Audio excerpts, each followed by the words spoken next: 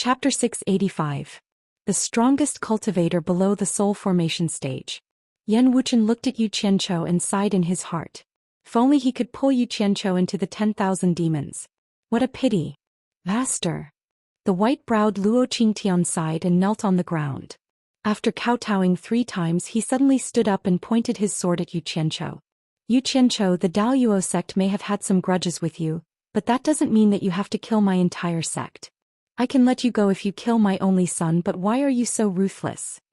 Yu Qianqiu waved at a late-stage tribulation cultivator from the Moon sect and pointed at the unconscious Hua Yonggu in his arms. The woman quickly took Hua Yonggu from him. The other 5 also flashed over to help Hua Yonggu heal her injuries. Yu Qianqiu's appearance was equivalent to saving their lives. Sect leader Luo. Yu Qianqiu stared at him and said indifferently, "You are a man of your word. I have always admired you. But you're not a good father, nor are you a good sect master. Whether it's your son or the disciples of the exalted sect, you haven't done your duty to discipline and restrain them. This is the root cause of the destruction of the Daoist sect. The grudge between me and the Daoist sect was formed when I first entered the cultivation world and was still in Ongquangsung. It has nothing to do with the grudges you mentioned." Ongquangsung? Luo Qingtian's eyes flickered for a while and he said in a deep voice, "Although you Yu Qianqiu are famous now when you were in the Blue Light sect, I'm afraid no one in the Deluo sect knows who you are. Is there a need for our Deluo sect to make enemies with a disciple who has never even left the sect?" "Well said." Yu Qianqiu nodded slightly and snorted coldly, "Then I'll let you die in peace. May I ask if sect leader Luo still remembers the Ong Quangsung elder Xianxia who was killed by you for stealing the 7-colored Ganoderma?" Xianxia. Luo Qingyun frowned slightly and muttered, "I do have an impression of the rainbow Lingji. As for the injured person, is he called Xianxia?" The last question was directed at the person beside him. One of the elders guarding him nodded and said, "That's right, I have an impression of this matter. That elder Ong Quangsung who died from his injuries was indeed called Xianxia. At that time, the 2 of them had met on the way back from the New Excellence Assembly and had gotten into an argument over a rainbow Lingji. The person who had injured him was Elder Zhu. However, this matter has already been settled by the Cultivation Alliance, and Ong Quangsung is willing to reconcile. Many sects know about this." Luo Qingtan nodded slightly and stared at Yu Qianqiu. "Since this matter has already been settled with Ong Quangsung and Ong Quangsung is no longer pursuing it, why are you bringing it up again? What does this matter have to do with you?" Yu Qianqiu didn't reply to him. Instead he stared straight at Zhou Xian and asked with narrowed eyes, "Zhou Xian, the person who injured Xianxia was you?" Hearing this question, Zhou Xian already had a bad feeling. He looked at the talkative elder with some resentment and forced himself to calm down. "That's right, the person who injured Xianxia was me. However, that was also because he stole the 7-colored Ganoderma that our Daoist sect found first. Am I supposed to let him take it and not do anything?" As soon as this was said, even the Daoist sect's people were silent. They could hear the loophole in his words. Yan Wuchen, who was watching from the side, laughed. "That's interesting. If I remember correctly, most of the elders in Ong Quangsung are nascent soul cultivators. A nascent soul cultivator robbing a tribulation-passing cultivator's thing is really courting death. Moreover, who would believe that a mere Ong Quangsung dared to rob the Daoist sect's thing? I'm blinded by greed. What wouldn't I dare to do?" Zhou Xian continued to defend himself. "Blinded by greed?" Yu Qianqiu raised an eyebrow and asked indifferently, "Elder Zhu, do you know what's the relationship between Xianxia and me?" Here comes the problem. The Daoist sect's people suddenly looked over. This was probably the key to why Yu Qianqiu had mobilized so many people to wipe out the Daoist sect. Yan Wuchen was not surprised. The 10,000 demons had received news from Qiu Wuyin, and the Moon sect had also received news from Hua Rui. Yu Qianqiu had already told the 2 sects clearly, so they both knew the relationship between Yu Qianqiu and Xianxia. Zhou Xian's heart was pounding. He didn't even have the courage to ask. Yu Qianqiu said coldly, word by word, "Xianxia is Ong Quangsung's master after I entered the cultivation world.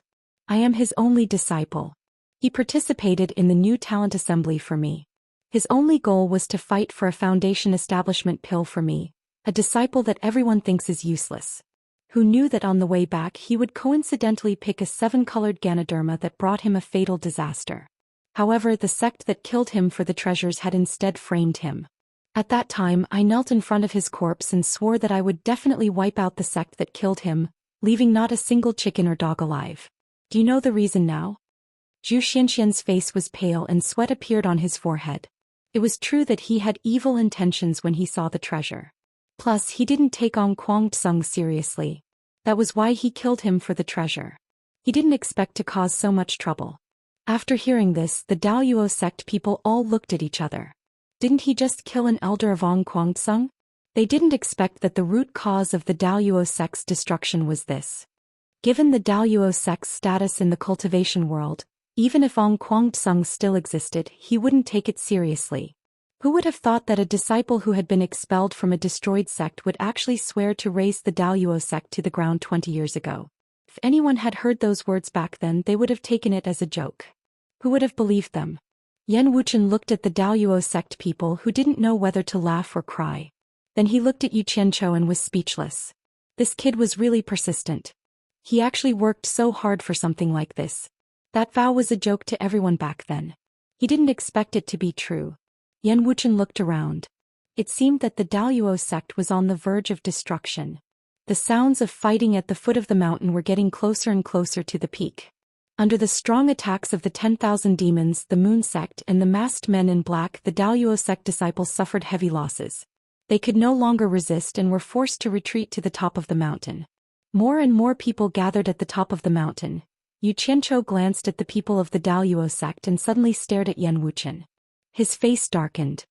He squinted and said, "Senior Yan, why did I see the masters of the Moon sect fighting with their lives when I just came up? Are you guys just watching a show?" Yan Wuchen's old face became awkward because he was accidentally seen by someone. He immediately explained, "Yu Qianzhou, you misunderstood. It's not what you see." As he spoke, he suddenly glanced at the masters of the 10,000 demons in the late stage of the tribulation and said sternly, "The Moon sect led the Daoist sect into our encirclement. Now it's time for us to attack. Kill." With that, Yan Wuchen took the lead and rushed over. The dozen masters immediately followed him and attacked. This time the 10,000 demons didn't hold back. In addition, Luo Guang had already died in the hands of Yu Qianzhou. Both sides had 14 masters in the late stage of the tribulation against 14. One side wanted to perform well in front of Yu Qianzhou while the other side wanted to stay alive. In an instant, the battle between the two sides became white hot. Chapter 686. Yu Qianzhou didn't interfere with the fight. Instead, he slowly flew into the sky and observed the situation below silently. The fighting area on Luoshao Mountain was shrinking. Under the pressure of the three forces, it was like a fish net that was gradually closing. 8 out of 10 Daoist sect disciples on Luoshao Mountain had died. The remaining 20% were fighting desperately, but they were still retreating. These 20% were naturally the elite disciples of the Daoist sect. However, they had already retreated to the top of the mountain and had nowhere else to retreat. Many wanted to escape, but the masked men in black followed closely behind the 10,000 demons and the Moon sect. They were like a filter. Air could pass, but humans couldn't. Anyone who wanted to escape from Luoshao Mountain would be killed. Since they were going to die either way, they might as well fight. In their grief and anger, the Daoist sect disciples unleashed their powerful combat abilities. Under the heavy siege, they actually showed signs of counterattacking. Killing one was enough, killing two was more than enough, and killing two was more than enough. These people were the elite disciples of the Daoist sect and had strong combat abilities. Once they fought without any regard for their lives, they immediately caused a lot of damage to the 10,000 demons in the Moon sect. They actually broke through the heavy siege of the 10,000 demons and the Moon sect several times, but the masked men in black at the outermost perimeter were too strong. Aside from their flawless combination attacks, a few Daoist sect disciples who were at the tribulation stage would often be attacked by dozens of masked men in black as soon as they broke out of the encirclement. These dozens of people were all experts at the tribulation stage. That scene was like a bubble that had just been blown out, and then it was punctured by someone in an instant. Those who broke through were almost instantly killed on the spot. They didn't even have a chance to fight back. The sounds of fighting and angry roars echoed on Luoshao Mountain. Luo Qingtian looked around with sorrow. The mountain was filled with the corpses of the Daoist sect disciples. The entire mountain was covered in corpses and blood flowed like a river. Almost the entire mountain was dyed red. It was so red that it was glaring and shocking. Under the active treatment of the Moon sect, Hua Yonggu finally woke up from her coma. Her injuries were very serious and her internal organs were severely damaged. It was impossible for her to recover in a short period of time, let alone participate in another battle. Someone beside her told her how Yu Qianzhou saved her. Hua Yonggu's eyes searched for the proud figure in the air. She helped one of them stand up stubbornly and said to the other 5, "Who said that women are not as good as men? Go help the 10,000 demons finish the battle. Don't let these stinky men look down on the women of the Moon clan." Yes. The 5 women immediately accepted the order and quickly joined the battle. With the addition of these 5 late-stage tribulation transcendence experts, the morale of Yan Wuchen and the others soared. Meanwhile, the pressure on the Deluo sect's side multiplied, and the situation worsened rapidly. The 5 women did not split up to attack. Instead, the 5 of them joined forces to help the master of the 10,000 demons. 6 of them were at the final stage of the crossing calamity stage, so the result was obvious. Not long after, the Deluo sect's late-stage tribulation transcendence expert was dismembered with a miserable howl. The 6 of them quickly joined forces and moved on to the next target. The death of the late-stage tribulation transcendence expert was a heavy blow to the Deluo sect, both in terms of strength and mentality. The Deluo sect's decline was imminent. Luo Qingtian's tiger-like eyes were filled with tears under his white eyebrows. He shouted loudly, "Masters, quickly break out of the encirclement. Don't worry about us. As long as the Deluo sect still has you, it will have a chance to rise again. After breaking out of the encirclement, quickly go to the coast of the East Sea and meet up with Luo Kuan and the other 4 masters. The Deluo sect's blood feud will depend on you." The 6 elders who were protecting him quickly raised their swords. They all knew what the sect leader meant. Now was the time to fight for their lives. However, Zhou Xianxian's face was pale. He glanced at Yu Qianzhou from time to time, only to find that Yu Qianzhou was also staring at him coldly. The hand holding the sword was actually trembling slightly. One of the Deluo sect's masters who was fighting immediately shouted back excitedly, "As a dignified disciple of the Deluo sect, how can I abandon the sect leader and escape? Sect leader, leave quickly. We old bones will cover you." Luo Qingtian waved his arm and stabbed his sword into the ground. A black light flashed from his storage bag and a black token appeared in his hand. The words, "Deluo sect token," were engraved on the cloud patterns. Luo Qingtian shouted angrily, "The sect leader's token is here. Everyone in the Deluo sect, listen to my decree. As the Deluo sect leader, I issue a decree. Masters of the Deluo sect, quickly break out of the encirclement. All disciples of the Deluo sect, listen to my order. Cover the old masters at all costs to break out of the encirclement." Furious roars reverberated through the mountain peak, followed by a chorus of angry shouts. Yes, sect master's decree. The Deluo sect disciples who had been fighting to the death suddenly turned around and charged toward the battle between the dozens of late-stage tribulation transcendence experts on the mountain peak. In the face of death, there was no need to think about anything else. Luo Qingtian's words completely ignited their courage to fight for their dignity. Even the sect leader was willing to risk his life. They only had the thought of fighting with their lives on the line. Although there were less than 3,000 Deluo sect disciples protecting the masters, they were the most elite disciples of the Deluo sect. Their combat power was quite strong. The fact that they could last until now under the joint attack of the 3 forces was the best proof. This bloody battle had already given them the greatest glory. They were indeed the backbone of the Deluo sect and the elite disciples of the Deluo sect. These people surged forward crazily and worked together with the masters of the Deluo sect. They immediately caused a lot of trouble for Yan Wuchen and the others. After killing a few dozens or even hundreds of people rushed at them. Coupled with the help of the masters of the Deluo sect, they were even forced to the point where they were not far from death. The situation was instantly reversed. However, the 10,000 demons and the disciples of the Moon sect naturally could not watch their masters be in danger. The elder in charge of the battle of the 10,000 demons waved his sword and roared, "Kill! Destroy the Deluo sect! Kill!" The figures in black swarmed forward. The elder in charge of the battle of the Moon sect was not inferior to the men. She pointed her sword at the Deluo sect and shouted in a sharp voice, "Kill! Kill! Kill!" The white figures swarmed forward. Zhang Peng looked around the battlefield and quickly gestured to the leaders in all directions to shrink the encirclement. The battle instantly became a mess. The most intense battle was concentrated on the Ling Shao Hall's mountain from the three mountains. It was a tragic scene. The masked men in black calmly formed an encirclement.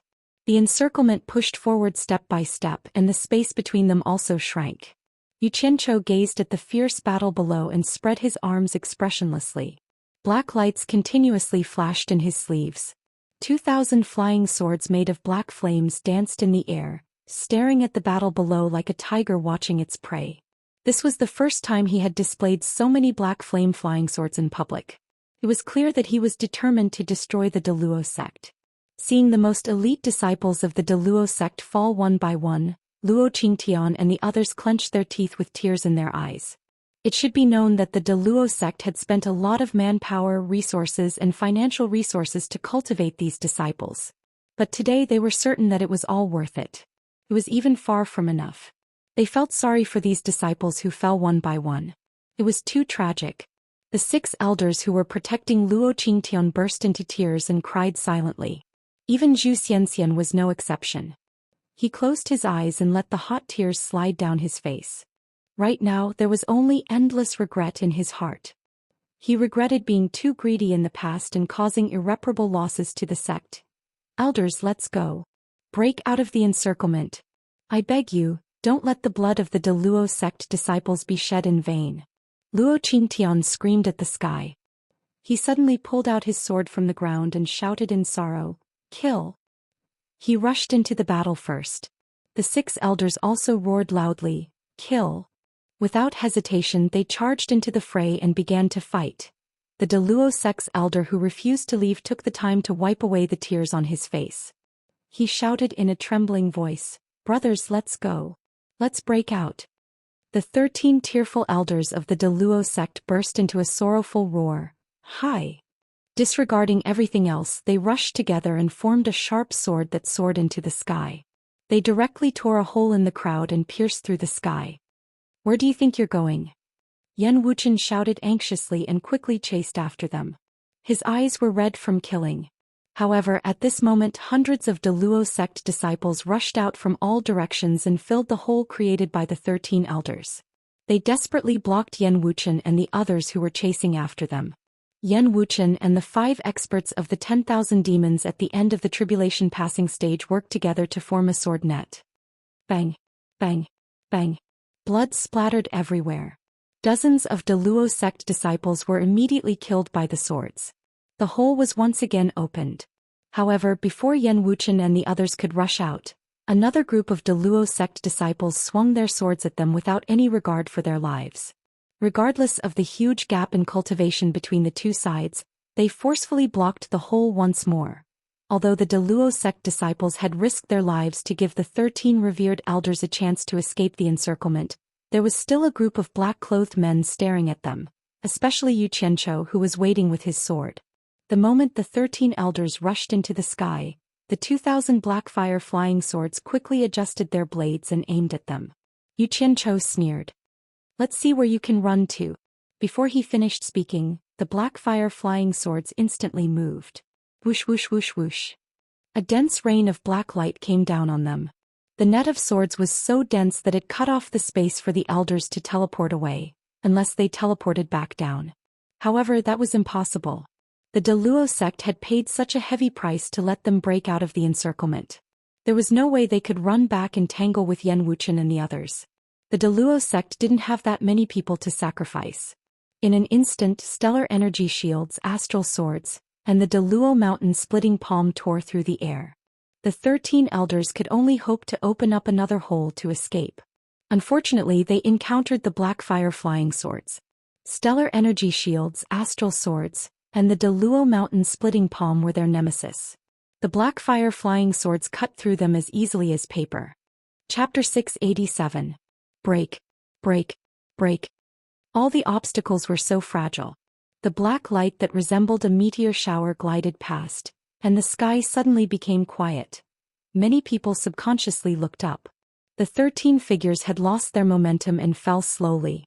The black meteor shower that pierced through them stopped silently. The swords turned around and sped up, flying back into the sky again. The 13 figures trembled in the air and were turned into sieves again.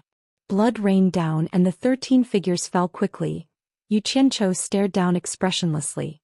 The black light that flew back into the sky seemed to have completed its mission and returned to his sleeves like a swarm of locusts. No? Luo Qingtian roared in grief. His eyes were wide open as he stared at the 13 figures falling down. Suddenly he felt a chill in his chest. He slowly looked down and realized that his chest had been pierced by the flying swords of the 10,000 demons' nascent soul disciples due to his momentary lapse in concentration. Blood continued to gush out of the wound.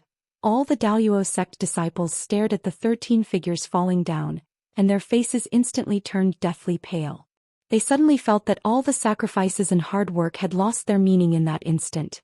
The Daoist sect disciples were dazed, but the 10,000 demons and moon sect disciples who were in a frenzy of killing wouldn't show any mercy. For them, this was the best opportunity to kill their enemies and avenge their fellow sect members. How could they let it go? They almost didn't hesitate to kill. The flowing light dragged by the flying swords intertwined like a net, piercing through and bringing out bright red blood lotuses. The Daoist sect disciples who had persisted until now, the most elite disciples of the Daoist sect, trembled under the attacks of the flying swords. Some people fell on the spot. However, some people clenched their teeth and didn't fall because they really couldn't accept it. Blood gushed out like a fountain, and their clothes were already soaked in blood. Those people just held on and refused to fall. Their aura made the disciples of the Palace of 10,000 Demons and the Moon Clan look at each other. No one actually went to touch them. In fact, the outcome of the battle was already decided. The battle could have lasted for a while, but it ended early because Xianxia quickly killed the 13 Daoist sect disciples who broke out of the encirclement. Yan Wuchen ignored these Daoist sect disciples who were still standing. He held a sword, stepped over the bodies and walked straight to Luo Qingtian. The two looked at each other. Zhou Xian, who was half kneeling beside Luo Qingtian, kept bleeding from the corner of his mouth. His intestines kept flowing out from the open wound in his stomach and he kept stuffing them back. But they kept flowing out. Luo Qingtian looked down at him and said in a deep voice, "Elder Zhu, you are the only living elder of the Daoist sect. Stand up." "Yes, sect master." As soon as Zhou Xian spoke, blood came out of his mouth and his words were unclear. However, he still gritted his teeth and stood up. His body was on the verge of collapse as he looked around. His gaze landed on Xianxia, who was in the air.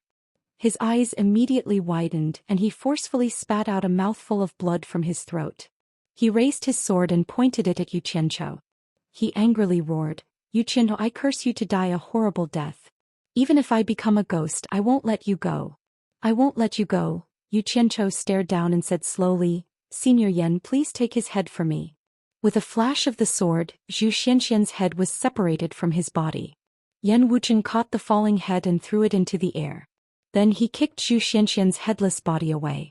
Xianxia caught the flying head, looked at it by the hair and threw it into the storage bag. Yan Wuchen said to Luo Qingtian indifferently, "Luo Qingtian, the Daoist sect will be removed from the cultivation world from today onwards." Luo Qingtian smiled faintly and said, "The 10,000 demons will have this day sooner or later. The Daoist sect is just a step ahead. I will wait for you down there." "Maybe." Yan Wuchen's lips curled into a sly smile. "Even if that day comes, I hope you will remember that you, the Daoist sect master, died under my feet."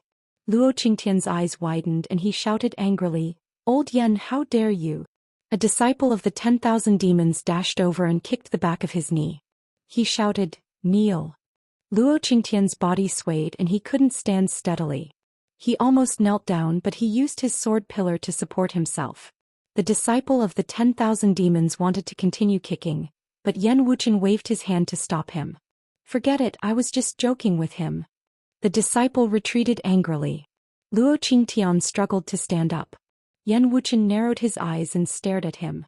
"But everyone in the world will know that the Daoist sect master died in my hands." With a flash of the sword, a bloody wound appeared on Luo Qingtian's neck. There was no blood because the blood in his body was almost drained.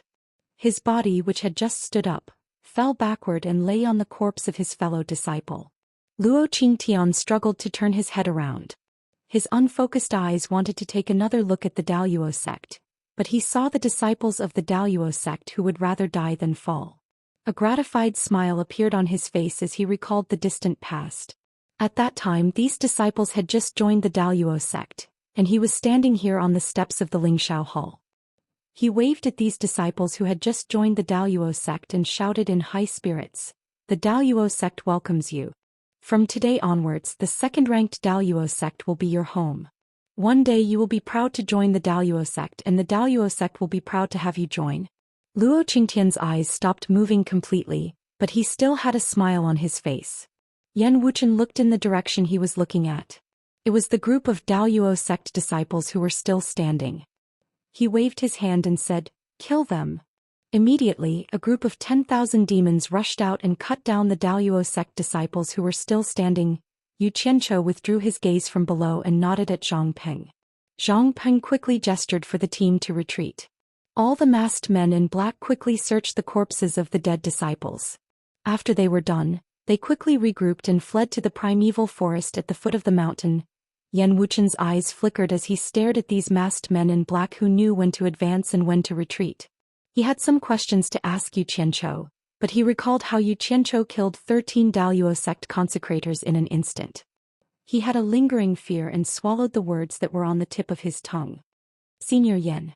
Yu Qianqiu stared at the ground and said, "The Daoist sect still has some people on the coast of the East Sea, especially Luo Kuan, Cui Zhaofan, Li Mengbai and Zhu Zhao. If they are left alive they will be a disaster. We must eliminate the root of the problem." Yan Wuchen smiled. The 10,000 demons and the moon sect have been prepared for this for a long time. From the moment we decided to attack the Daoist sect, we gathered 8 late-stage tribulation-passing experts and a large number of elite disciples to ambush them. The news of the Daoist sect being attacked must have reached the coast of the East Sea. Luo Kuan and the others are probably on their way to help. They might have already fought with us on the way. As for the Daoist sect disciples scattered around, we have already prepared a plan to deal with them. In short, kill them all. That's good. I hope we don't leave any survivors. Yu Qianqiu waved his hand and pointed at the ruins of the Daoist sect. He smiled. The battle is over. It's time for your 2 sects to divide the Daoist sect's wealth. I won't disturb you anymore. Enjoy yourselves. Wait. Yan Wuchen stopped Yu Qianqiu, who was about to leave. The latter frowned. "Is there anything else, Senior Yan?" Yan Wuchen's expression was solemn. "Although we have taken down the Daoist sect this time, the 10,000 demons and the moon sect have both paid a heavy price. I just want to remind you that I hope you still remember what you promised us. There's no need to doubt that. Everyone knows that I, Yu Qianqiu, am a man of my word. I don't need to speak of anything else, but I speak of my word." As soon as he finished speaking, Yu Qianqiu cupped his hands towards the crowd below him and said, "Farewell." As soon as he finished speaking, he'd fled towards the primeval forest below the mountain. The domineering Daoist sect had finally fallen. Luoshao Mountain, which originally belonged to the Daoist sect, was now occupied by the disciples of the moon sect and the 10,000 demons. The disciples of the 2 sects searched everywhere for the Daoist sect's wealth. After dividing it, the Daoist sect's spiritual stone mine was also waiting for them. According to the previous agreement, the Daoist sect's wealth was divided into 3 equal parts. The moon sect would get 1 and the 10,000 demons would get 2. Of course, there was a reason for this. The 10,000 demons sent out twice as many people as the moon sect. It was the same for the experts at the end of the tribulation stage who were responsible for the main attack. Following the principle of more work, more pay, the 10,000 demons should get the lion's share. There was no doubt about that. Although the 2 sects had paid a heavy price for this battle, they had also gained a lot. The wealth that the Daoist sect had accumulated for thousands of years was not a small number. In the blink of an eye, it had become someone else's wedding dress. When the news of the Daoist sect's disappearance spread, the entire Wuxia cultivation world was shocked. Such a big thing couldn't be hidden even if they wanted to. In fact, when the 2 sects mobilized a large number of people, it attracted the attention of many other sections. It was just that no one expected the 2 sects to attack the Daoist sect. Even the Daoist sect itself didn't expect this, let alone other sections. For the various sects in the Wuxia cultivation world, This was unbelievable, especially for the orthodox sections. No one expected that the Moon sect, which was made up of a group of women and ranked third on the orthodox sects, would collude with the 10,000 demons, who ranked first on the orthodox sects, to attack the Daoist sect and the Daoist sect, which ranked second on the orthodox sects. Then came the news that the Moon sect and the 10,000 demons had joined forces to ambush Luo Kuan and a large number of the Daoist sect's people who had returned from the coast of the East Sea. Led by Luo Kuan, 4 masters were killed. None of the Daoist sect disciples who followed him escaped. All of them died in battle. That wasn't the end. The Daoist sect disciples who were scattered outside were ambushed on the same day. Even the disciples who were doing business in the Wu family and the 100 Flowers Valley couldn't escape. They were lured out and killed. The Daoist sect's businesses outside were all forcibly taken over by the 10,000 demons and the Moon sect. As the saying goes, a centipede dies but it doesn't fall down. The Daoist sect was deeply rooted and had a large number of people. Under such a large-scale purge, many people still escaped. But unexpectedly, the Hong gang and Qing gang, which usually didn't have any conflicts with the large sects, also took action quickly. They hunted down the remaining disciples of the Daoist sect everywhere. Under the joint efforts of the 3 forces, almost all traces of the Daoist sect were wiped out. Chapter 688. Conspiracy. All the sects doubtlessly suspected that this was a conspiracy that had been planned for a long time. Just imagine, the 3 forces joined forces within a day. If it was not a conspiracy, what else could it be? However, the strength of the Daoist sect, which was ranked second on the righteous path, was undeniable. Was the Daoist sect really wiped out in a day? On Mount Luoxiao, no one stopped the guests who came from all directions. All the sects sent their competent people to personally verify it.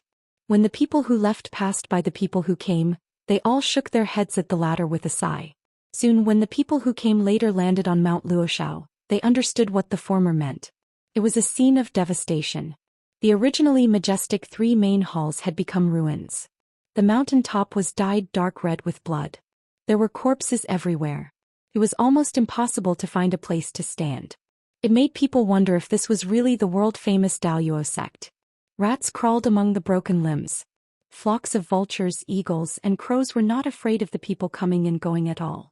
They flew away in fright when they saw the people coming, but then they flew back without hesitation. They trampled on the corpses, pecked and tore them apart. This place had become their paradise. There were also vultures, eagles, and crows that came from all directions. They began to peel off piles of white bones. Dongfang Chang'eo was personally ordered by the sect leader to check and verify. He stood on a broken stone tablet. Below the stone tablet was a broken horizontal board. Although he did not read the words on the horizontal board, he could still guess that it was Ling Xiao Hull from the broken handwriting. He wanted to find Luo Qingtian's body and bury it. After all, Luo Qingtian was the leader of a sect. Everyone belonged to one of the top sects in the righteous path. There was no reason for his body to be exposed and be trampled by those feathered beasts. However, he could not tell which body was Luo Qingtian's because this place had long been trampled by a group of feathered beasts. He was famous when he was alive, but what about after his death?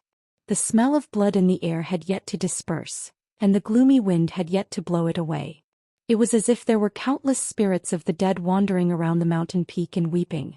Occasionally, someone would fly over, startling the group of feathered beasts. After looking around and confirming that the Origin Immortal sect had indeed been razed to the ground, no one dared to linger. Cupping their fists to Dongfang Chang'eo, they bid their farewells and flew off into the distance. This wasn't a good place to chat.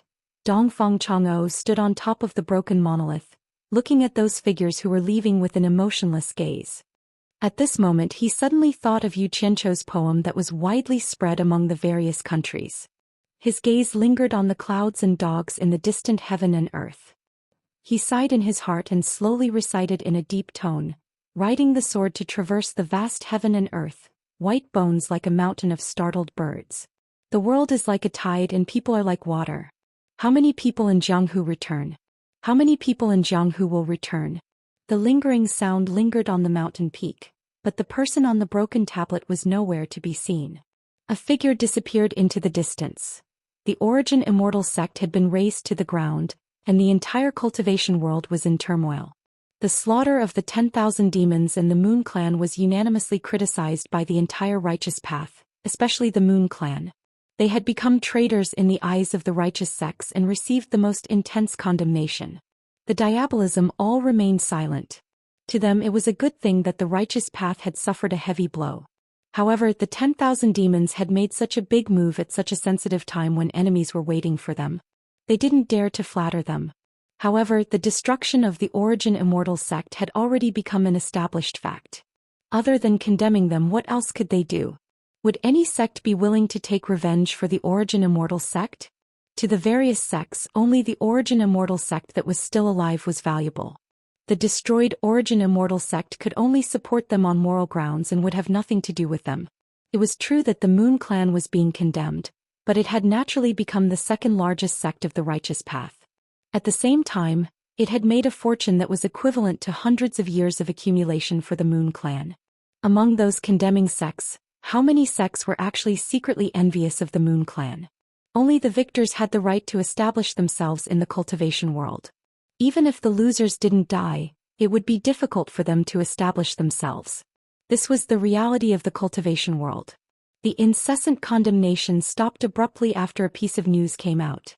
It was said that this time the 10,000 demons and the Moon Clan had joined forces to destroy the Origin Immortal sect because Xianxia had taken revenge for Ong Guangtsung's former master. The entanglement between them had been spread clearly. Perhaps even Xianxia himself did not expect that he who was not famous in the cultivation world when he was alive, would become famous in the cultivation world more than 20 years after his death. Even the righteous sects, including the Fuxian Island, all remained silent. There were even some sects that had been condemning Xianxia before, but now they suddenly changed their tune and started to praise Xianxia for how he respected his master, how he endured humiliation to avenge his master, and how he was a role model for the disciples of other sections. As for the victim, the Origin Immortal sect, they were gradually described as greedy villains who killed for treasures. They deserved to be destroyed. In the world of cultivation, strength was always more useful than a glib tongue. History had proven that this was an irrefutable truth. The truth was always on the side of the victors. The Origin Immortal sect would be engraved on the pillar of humiliation, and Xianxia would be a good disciple who endured humiliation to avenge his master.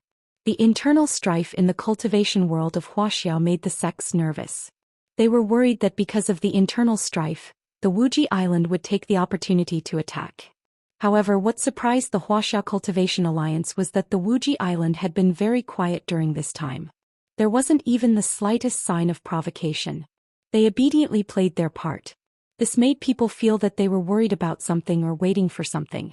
It gave people a feeling of silence before an explosion. In fact, Bai Changchun's reappearance in the cornucopia made the forces of the various countries behave a lot. The old man's terrifying skills made the soul formation realm lords of the various countries unforgettable once again. It was better to wait until he went to the East Holy Land. Anyway, the day of the East Holy Land's opening was not far away. There was no need to provoke Bai Changchun at this time. The wind was bleak, the water was cold, and the warrior was gone, never to return.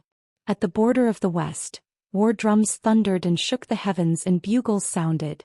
Millions of brave soldiers moved, war horses galloped, and the army began to gather in the clouds. The fierce west wind.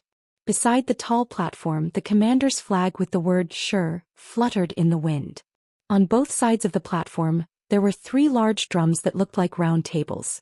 In front of each drum, there were 2 burly men with bare arms, waving sticks and beating the drums. The 6 drums vibrated at the same time, and the deafening sound pierced through the clouds. Generals quickly came to the front of the platform to receive their orders. On both sides of the platform there were 6 rows of generals, and each row had 20 soldiers. All of them were clad in armor, their faces solemn and murderous. The 6 thunderous drums suddenly stopped, and the rumbling sound echoed in the air. Outside the gate, surrounded by high fences, there was a hua-hua sound of armor. Shi Wenguang held a long sword at his waist and walked in with a majestic gait. His armor shone brightly, and the bright red cloak behind him looked like it was dyed with blood. Behind him there were 2 personal guards following closely behind him. However, there were 2 rows of 6 generals, and a total of 12 generals accompanied him. Shi Intian was impressively among them. A line of 15 people walked into the field in an orderly manner. After the 12 generals escorted Shi Wenguang to the platform, they scattered to both sides, and stood in front of the 12 rows of generals below the platform. Shi Wenguang held his sword and stood in the middle of the platform, looking down with a pair of fierce eyes. The generals who were qualified to stand under the platform were all famous generals of Wuxia who had followed him through hundreds of battles. Which one of them didn't climb out of a pile of corpses? But today, greetings, Grand Marshal. More than 100 generals shouted in unison, and their voices reverberated in all directions. All of them knelt down on one knee. Shi Wenguang swept his gaze around and raised his hand to signal everyone to stand up. He then took a deep breath and shouted in a deep voice, "The Li dynasty is cruel and heartless. Corrupt officials run amok and prey on the common people. For the country and the people we have fought bloody battles at the borders for many years, but in exchange we can't return to our homes. How many people have broken up their families? Although we are brave men, we also care about our country and the world. We hope that the common people can live in peace and prosperity. This is the duty of us iron-blooded soldiers. But we can't survive and we can't even protect our wives and children. Are we supposed to protect the Li dynasty where treacherous officials and corrupt officials gather? Are we supposed to be loyal to the Li dynasty's imperial power that makes the common people unable to live in peace? No, no, no. The generals and the surrounding soldiers raised their arms and shouted in unison, and their momentum was astonishing. Although my family is reunited now, it's hard to erase the hatred in my heart that I've exchanged for a lifetime of military service. Hatred. Hatred. Hatred. Shi Wenguang cried out in pain. Then he said loudly, "Now I'm willing to repay the people's kindness of raising me with my hot-bloodedness, overthrow the Li dynasty's tyranny and return peace to the world. Are all of you willing to follow Shi Wenguang to conquer the world and make new contributions?" With a whoosh, the generals below the stage knelt down on one knee again. They cupped their hands together and shouted, "We're willing to follow the great marshal with our lives. We'll go through fire and water, and we'll do anything to overthrow the Li dynasty's tyranny and return peace to the world." "All right," Shi Wenguang shouted. "All generals, listen up." Everyone immediately stood up and listened to the order solemnly. Shi Wenguang's gaze swept past everyone and shouted again, "Yanping Wengao, where are you?" 2 generals quickly walked out from the ranks and cupped their fists as they said in unison, "We're here." Unexpectedly, Shi Wenguang stared at them coldly from the stage. He waved his hand and said with a sneer, "Tie them up." The 2 generals were dumbfounded. Before they could react, they were immediately pressed to the ground by the ferocious soldiers who rushed out from both sides. Their helmets and swords were taken off and they were tied up. The generals on both sides stood silently and stared coldly at the 2 people tied up on the ground. No one pleaded for them as if they weren't surprised at all. "Why is the great marshal like this? Did I break any military rules?" The 2 of them struggled and shouted on the ground. Their faces were covered in dirt, and they were forced to kneel on the ground by the ferocious soldiers. "Why ask when you already know the answer?" Shi Wenguang stroked his beard and said indifferently with a cold gaze, "Although the 2 of you have followed me for many years, you're actually spies sent by the Li family to spy on me. In the past I didn't touch you 2 because I wanted the Li family to be at ease. Now that the army is about to go on a punitive expedition against the Li family, how can I leave 2 spies by my side to ruin things? It just so happens that the army is about to go on a punitive expedition and needs human heads as sacrifices. I'll have to trouble the 2 of you." "Great Marshal, you're being wronged. Marshal, you're being wronged." The 2 of them struggled and cried out for their innocence. Unfortunately, Shi Wenguang didn't even care about them. Instead, he waved his arm and shouted, "Bring them in." There was a commotion outside the gate and hundreds of soldiers who were tied up were pushed in. Chapter 689. All of these people had stones stuffed into their mouths and had hemp ropes covering their mouths. None of them were able to speak. Their faces were filled with fear as they whimpered, as if they wanted to say something. However, Shi Wenguang had no intention of listening to what they had to say. All of them were forced to kneel on the ground. Other than the people who held them down, there was also a red-robed executioner with a demon-headed blade standing behind each of them. All the generals looked at these 500 people and knew what was going to happen next. However, none of them did anything. Not a single one of them came out to plead for mercy. This was because they knew that these 500 soldiers were the same as Yanping and Wengao. They were all spies planted by the imperial court within the army. It was just that their ranks were not as high as the two spies. Usually they were not touched because they did not want to alert the imperial court. But now that the army was about to move out, the Grand Marshal only needed to give the order to capture them all. Looking at this situation, Yan Ping and Wen Gao's face instantly became extremely pale. They understood everything. It seemed that their every move was already in the grasp of the Grand Marshal. Today was the day to capture them all. "Marshal, spare me." Yan Ping struggled to stand up and cried out to the tall and sturdy figure on the stage. Two soldiers raised their thick blades and smashed them on his calf. Gotcha! The sound of bones breaking could be heard clearly. Yan Ping let out a painful groan and knelt down again. Wen Gao, who was also struggling, saw this scene and had a desolate expression on his face. He shouted towards the stage, "Marshal! Great General! This subordinate knows his mistake. I beg of you, Great General, for the sake of this subordinate's years of fighting and risking his life for you, please forgive this subordinate this time. This subordinate knows his mistake, Great General." The two soldiers who were holding him immediately swung the backs of their thick swords, directly striking his mouth. With two pawpaw sounds, blood mixed with broken teeth sprayed out. His mouth was immediately badly mutilated and he could no longer speak loudly. Shi Wenguang held onto his sword and stared at the two of them in silence. After a long time he slowly said, "After the two of you die, bless my army from the underworld. Since the two of you have followed me into battle for so many years, when I conquer the world, I will treat your family well in the name of military martyrs who died in battle. Military law is merciless. The merciful do not command soldiers." Shi Tian stepped forward and cupped his fists. "Here." Shi Wenguang gently waved his hand and said, "Send the two generals on their way for me." "Sir."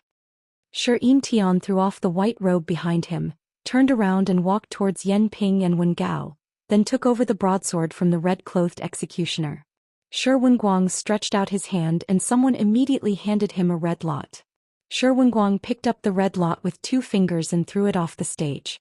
He shouted, "Sacrifice to the flag, cut." Shi Tian sends the 2 generals off. Shi Tian bowed to Yan Ping and Wen Gao with his saber in his hand. He then walked in between the two and swung his saber left and right. Poo-pew sounds could be heard as 2 steaming heads fell to the ground. Shi Tian's white robe was dyed red by the blood he spat out. Shi Tian returned the blade back to the executioner and returned to his position. Soon after, more than 500 saber flashes could be seen. Poo-pew sounds could be heard as more than 500 heads fell to the ground. In an instant, blood splattered everywhere and the smell of blood filled the air. The generals had been fighting for many years and were used to seeing life and death. These 500 heads did not even have the qualifications to make them frown. In front of the plateau halfway up the mountain, Yu Qianzhou stood quietly under a large tree, calmly looking at the mountain deity temple at the foot of the mountain. The strong sunlight shone on his face, causing his expression to change unpredictably, as if his heart was not as calm as he looked on the surface. The Qing clan and Hong clan now included all the rogue cultivators in the entire Chinese cultivation world. Their members were spread all over China, making them the best place to gather information. Compared to the 100 Charms Enchantress Pink sect, they were much more flexible. Most importantly, these 2 clans were all under his command and he could command them as he pleased.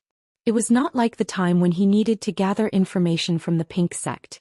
After knowing that Shi Wenguang's army was about to make a move, he had been sitting here, receiving all kinds of information from all over the world. Shi Wenguang could handle the war, so he didn't need to worry about it.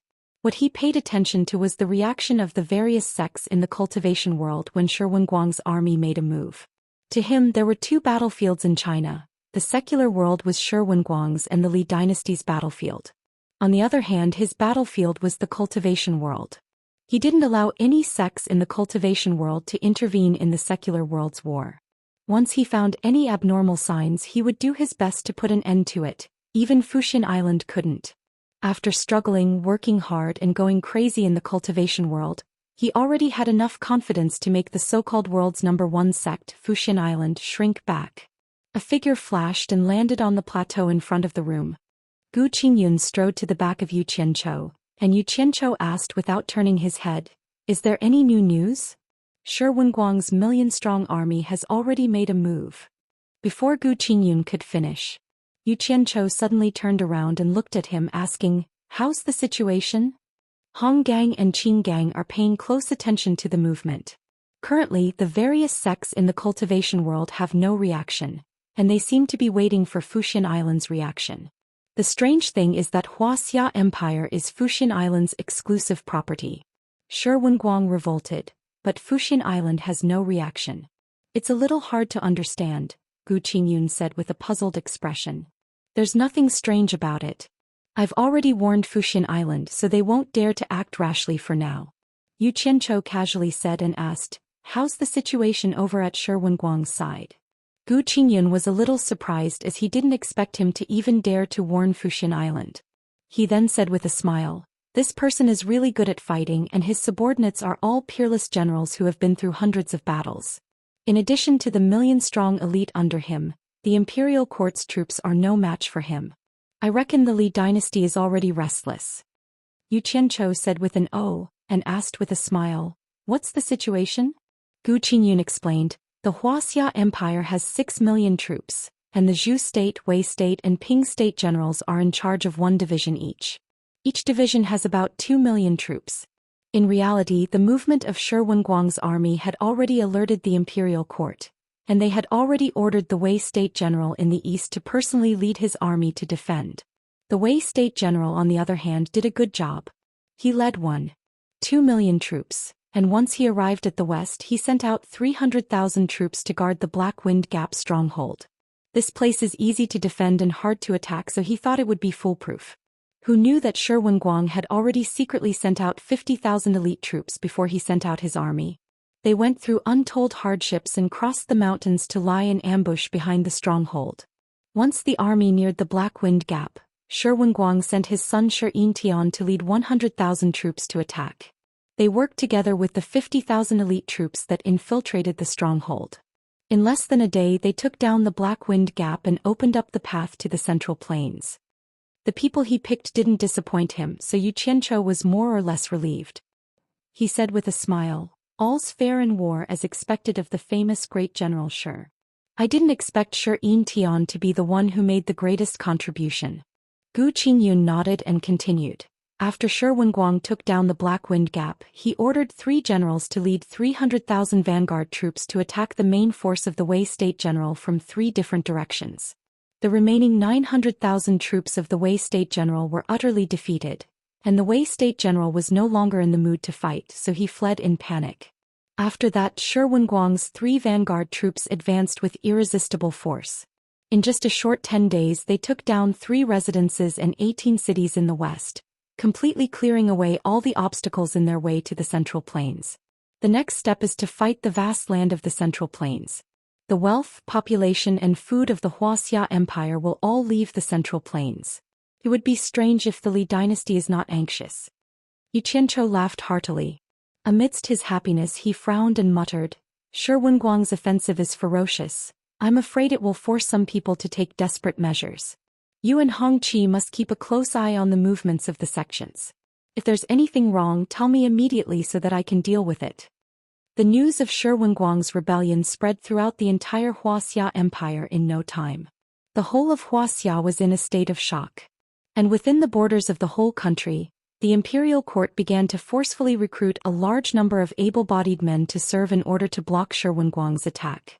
In fact, this was also a last resort. The imperial court would never have thought that the Wei State general, who was equally as famous as the pillar of the state general, could not even withstand the attack of the former for a month. 1.2 million troops. They were defeated just like that. What else could they do but recruit able-bodied men? From the capital of Wuxia to the rest of the country, all the high-ranking officials and nobles began to panic. This was because these people with vested interests were originally attached to the current regime, absorbing the wealth of the people. Once the regime was overthrown, their good days would come to an end. Not to mention good days, whether or not they would be able to keep their lives in the future was still a problem. It was not like Yu Qianzhou's previous world, where once they were full of money, they could easily escape to a foreign country due to special circumstances and continue to live a carefree life. Also, due to some special reasons, no one would really pursue and punish them. So, who cares if your country is good or bad? What can they do to me? What does it have to do with me? Although these people usually lived a luxurious life, they were not as stupid as the pigs in the pigsty. They knew more than the common people. It was fine if the Wuxia Empire's army was used to bully and extort unarmed people. But if they wanted to fight against Shi Wenguang's army, which had been fighting bloody battles at the borders for years, that was a joke. It was no different from courting death. For a moment, everyone panicked. In the heavily guarded palace in the capital of Wuxia, His Majesty flew into a rage during the court meeting, scolding the Wei State General for being an idiot. However, throwing a tantrum was one thing, but he still had to think of a solution. Thus he pointed to the Ping State General. As for the Ping State General, he used the excuse that he and his men had to protect the important areas of the capital region, so it was not convenient for him to move out easily. In the end, the flustered and exasperated His Majesty flung his sleeves and left. Then he found the current imperial preceptor and asked the power behind the Li dynasty for help. Chapter 690. They finally made a move. Feng Xiangtian sighed helplessly. The state preceptor of the Wuxia Empire, who was also a disciple of supporting Xian Island, came back to ask for help. In fact, there was no need for him to come back to report. Supporting Xian Island already knew about Shi Wenguang's rebellion. Since Yu Qianzhou said it himself, supporting Xian Island had sent people to secretly monitor it. The so-called secret surveillance was to secretly find an opportunity to assassinate Shi Wenguang and his son. As long as they did it secretly, even if Yu Qianzhou came looking for supporting Immortal Island, supporting Immortal Island could just push the matter aside and say that they didn't do it and that someone might have deliberately framed them to sow discord. Don't think that the world's #1 sect wouldn't do shady things. With the support of strength, shady things would be even more secretive. However, the people they sent reported that Shi Wenguang had many crossing tribulation experts protecting him. The strangest thing was that these crossing tribulation experts were unfamiliar faces. They had never seen them in the Wuxia cultivation world. The higher-ups of Fuxian Island immediately thought of a possibility, which was that Yu Qianzhou had borrowed manpower from another nation's forces. It should be known that the other countries had a lord overseeing them. The lord who could control a territory was basically at the spirit-severing intermediate stage. This wasn't something that supporting Xian Island dared to act recklessly. The spirit-severing experts hadn't come yet. If they attracted them, it would be too late. Thus, the assassins were called back. Inside the house, a group of elders of supporting Xian Island gathered. Guan Weiwu lowered his head and didn't say anything. The others glanced at Fernan from time to time. Fernan's current situation in supporting Xian Island was very delicate. Perhaps it was more appropriate to describe it as awkward. If it wasn't for Ma Jiugu's protection, he would have lost his position. We shouldn't have expelled Yu Qianzhou from the sect. At that time he had already displayed outstanding cultivation talent. But what did we do? We are ashamed to face the ancestors of the supporting Immortal Island. Elder Mo of the Equipment Refining Pavilion, who was sitting beside Ferdinand, grumbled softly. Feng Xiangtian glared at him coldly. If he was to be held accountable for expelling Yu Qianzhou from the sect, he, as the sect leader, would have to bear the blame because he was the one who insisted on expelling Yu Qianzhou from the sect. The reason was naturally because Yu Qianzhou, a mere disciple, dared to challenge the prestige of a sect leader like him. Elder Mo's grumbling was no different from blaming him, the sect master. The Cultivation Pavilion's principal elder, Wuxia, immediately shouted, "We are discussing how to deal with this matter, not letting you fart overnight." He came out to smooth things over. Then he looked around and said, "This Yu Qianzhou first gathered the 10,000 demons and the Moon Clan to wipe out the Daoist sect. Now he wants to take over the throne in the secular world. What is he trying to do?" No one could answer this question. There was a short silence in the room. After a while, Dongfang Chang'eo said slowly, "I heard that Yu Qianzhou killed Luo Guang and 13 other masters in the final phase of the tribulation passing stage in the Daoist sect. I don't know if it is true or not." Wuxia's face twitched and he said in a low voice, "Since he can be called the #1 master below the soul formation stage by the masters in the final phase of the soul formation stage, he must have the ability to do so." Then he asked Feng Xiangtian, "Sect leader, what do the Tianxin Pavilion's masters think?" Feng Xiangtian shook his head slightly and said, "What they mean is that they have no opinion on any decision we make." In fact, what Guan Dinghai meant was that if there was no other way, they could only bear with it for now and give up this fat piece of meat in the secular world. Although the consecrators had this intention, he couldn't tell the others that the consecrators had also given in. This would damage the dignity of the consecrators. Everyone looked at each other and didn't say it out loud. They already knew what the masters meant. In the end, it was Zhou Xian who said, "I think it's fine to give up the imperial power in the secular world.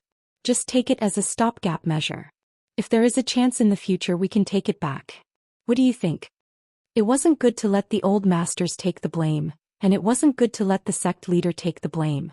As an elder of the Cultivation Pavilion, his weight was lower than the other two but higher than the others. He was the best candidate to take the blame. This was called knowing one's own limits. Everyone shook their heads and expressed that they had no opinion. Feng Xiangtian heaved a sigh of relief and sighed. Since it is everyone's decision, then let it be. There is no need to send the imperial advisor to the Li dynasty. Bear with it for now and don't have any conflict with Xianxia. Everyone is dismissed. Go do your own things. The news of Xianxia wiping out the Daoist sect not only spread throughout the Wuxia cultivation world, but also to the various countries. The cultivators of the various countries didn't care about it since it had nothing to do with them. However, they felt that it was in line with that butcher's style. Wiping out nearly 20,000 disciples. A butcher is a butcher.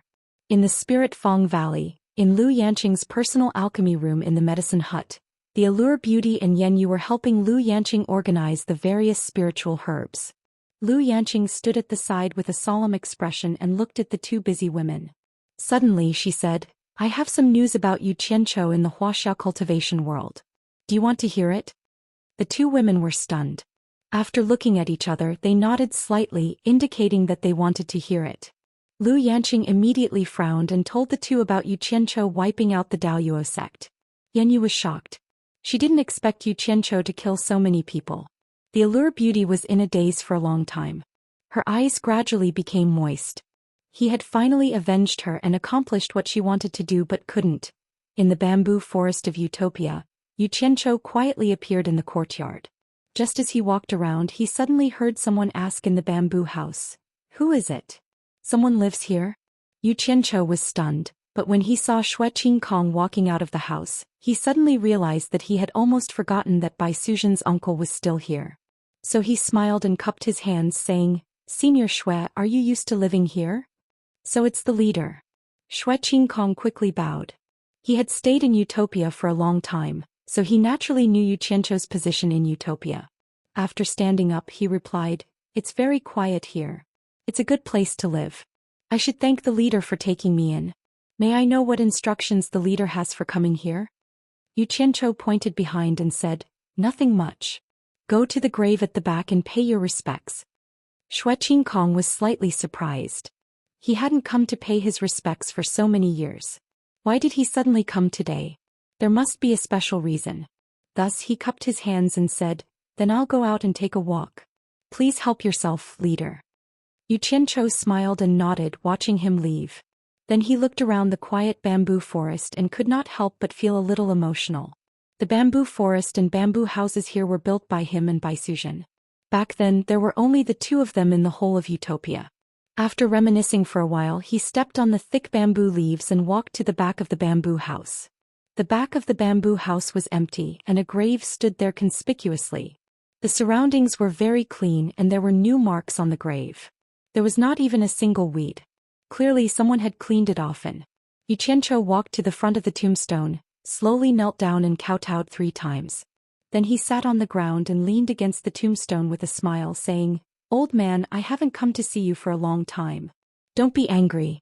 It's not that I forgot or didn't want to see you, but that I didn't avenge you, so I don't have the face to see you. Today I'm here to tell you good news. The Daoist sect was destroyed by me and I killed the person who killed you. Although it took me more than 20 years to avenge you, I've finally avenged you, right? Don't nag at me anymore." He raised his hand and took out a head from his storage bag. He raised it and shook it. "Old man, do you see this? This is Zhou Xian who killed you. I brought his head. Originally, I wanted to use it as a memorial to you, but I think you don't want to see this face, so I might as well just throw it away and save you the trouble." As he spoke, a green flame appeared in his palm, instantly burning the head to ashes. He took out a wine flask, opened the lid and placed it on the ground. Clear wine flowed out and the fragrance of wine wafted in the surroundings. "Old man, it's been a long time since I drank with you." Xianxia also took out a jar of wine and drank it heartily. He leaned against the tombstone and kept muttering to himself, recounting his experiences over the years to the person who had died many years ago. "Old man, I haven't drunk with you for a long time." Xianxia also took out a jar of wine and drank it to his heart's content. He leaned against the tombstone and kept muttering to himself, recounting his experiences over the years to the person who had died many years ago. He recounted all the ups and downs he had experienced over the years. He even grumbled about the grievances that outsiders couldn't see, as if he was a child complaining to an adult. Leaning against the tombstone, his expression alternated between excitement, depression, pride, and sobbing. He seemed deranged, like a shameless madman. Towards the end he actually started crying. He hugged the wine jar and drank the wine, crying bitterly. His face was covered with water and it was hard to tell if it was wine or tears. He was still drinking the wine and it was a very strong kind of wine. If outsiders were to see this, who would believe that this was the scum of the cultivation world who did all kinds of evil? Who would believe that this was the butcher of the cultivation world who killed people like flies? As the smell of wine filled the air, a bright moon rose above the bamboo forest. He was still muttering weakly. A graceful white figure gently walked over. Under the illumination of the moonlight, Bai Sujan's gentle and peerless face revealed a pitiful expression as she silently looked at him. Xue Qingkong only came back after dark. She thought that Xianxia must have left, but when she came back she heard him crying bitterly behind her. She was shocked and immediately went to the Misty Palace to inform Bai Sujan. That was why Bai Sujan appeared here. In a daze, Xianxia vaguely saw a white-robed person standing in the moonlight. He struggled to open his eyes and when he saw that it was Bai Sujan, he immediately woke up. He picked up the wine jar and looked at it. He muttered, "Damn it. It's not easy being a cultivator. I've drunk so much but I can't even get drunk." In the blink of an eye, he returned to his playful and angry self. Chapter 691. The hint of pity on Bai Sujan's face also disappeared the moment he stood up. A gentle smile appeared on her face as she asked softly, "Why did you come here alone?" "Let me hug you first, then I will tell you." Xianxia revealed a sinister smile. Bai Sujan pointed at his wet body and shook her head with a faint smile. Then she gently opened her arms and took the initiative to hug him. Xianxia laughed and pulled her into his arms. He buried his head in her soft neck and enjoyed a deep breath, inhaling the faint fragrance of her body into his lungs. He murmured, "It's so comfortable. Your chest is also very elastic. I will find a chance to peel it off and see." Bai Sujan also hugged him gently, allowing him to say frivolous words without saying anything. In the bamboo forest under the moonlight, the two tightly hugged each other as if they never wanted to be separated. The only inharmonious scene was the lonely grave on the side. After a long time, Xianxia was so comfortable that he almost fell asleep standing up. Suddenly, he heard Bai Sujan ask softly in his ear, "Have you come to pay respects to your master?" "Yes." Xianxia was too lazy to reply at this time, so he softly answered through his nose. "Have you avenged your master?" Bai Sujan asked. "Yes." Xianxia buried his head in her neck, still motionless. "Killed many people?" Bai Sujan asked hesitantly. Xianxia raised his head and pushed her away. He looked at her face and asked curiously, "How do you know?" Bai Sujan smiled sweetly and her eyes flashed. She wanted to say that she guessed it from his actions in front of Hao Sanxi's grave, but she changed her words and said in a low voice, "I remember that there are many people in the Daoist sect. If you really took revenge you must have killed many people." Xianxia said in his heart, "Bosom friend." He shrugged his shoulders indifferently and pulled her hand, "Let's go for a walk." Bai Sujan gently pulled him back and shook her head. "It's rare for you to come back. You should go and accompany Chu Ping." Xianxia glanced at her and let go of her hand. He took out a jar of wine and popped a small hole near the bottom. The sparkling wine flowed out in a thin stream. He walked to the front of the grave and placed the jug of wine on the tombstone. He chuckled and said, "Old man, I won't accompany you anymore. Drink slowly." The wine flowed down the tombstone. Then without saying anything he walked to Bai Sujan's side and forcefully dragged her away. They walked hand in hand through the bamboo forest and slowly walked forward. They didn't know how long they had walked, but they didn't say a word. After they walked to the lake, they sat down on the grass by the lake. Yu Qianchou lay down lazily with his head on Bai Suzhen's thigh and looked at the stars in the sky. He didn't know when he took a bite of grass and chewed it. Seeing that he was chewing grass so happily, Bai Suzhen thought of cows eating grass. So she kept pulling out grass and piling it on his stomach until he looked like a big belly woman. She couldn't help but cover her mouth and laugh. She was playful and kept burying him with grass. Yu Qianchou was distracted and didn't notice that he was covered with grass. He looked at the countless twinkling stars in the sky, but his mind was thinking about his women. Finally he thought of Yan Yu and was slightly startled. He wondered how she and the Enchantress of 100 Charms were doing in the Lingfang Valley. Bai Suzhen also noticed his abnormality and finally asked, "What's wrong?" Yu Qianchou came back to his senses and immediately found that he was covered with grass. He rolled his eyes and said, "Beauty, are you afraid of being discovered by others, so you want to destroy my body to destroy the evidence?" He reached out his hand to tickle Bai Suzhen's armpit. Bai Suzhen twisted her body and giggled like a silver bell. "No, no." Yu Qianchou let her go, but he pointed to his face and said with a sinister smile, "Murdering an adulterer is a heinous crime. I punish you by kissing me." What an unreasonable punishment.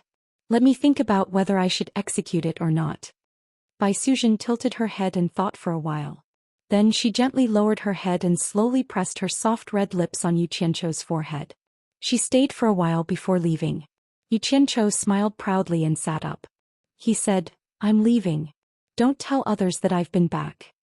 Bai Suzhen looked at him quietly for a while and nodded slightly. Yu Qianchou let out a self-deprecating laugh, hugged Bai Suzhen's face, and gave her a kiss before vanishing. Bai Suzhen sat alone by the lake for a long time.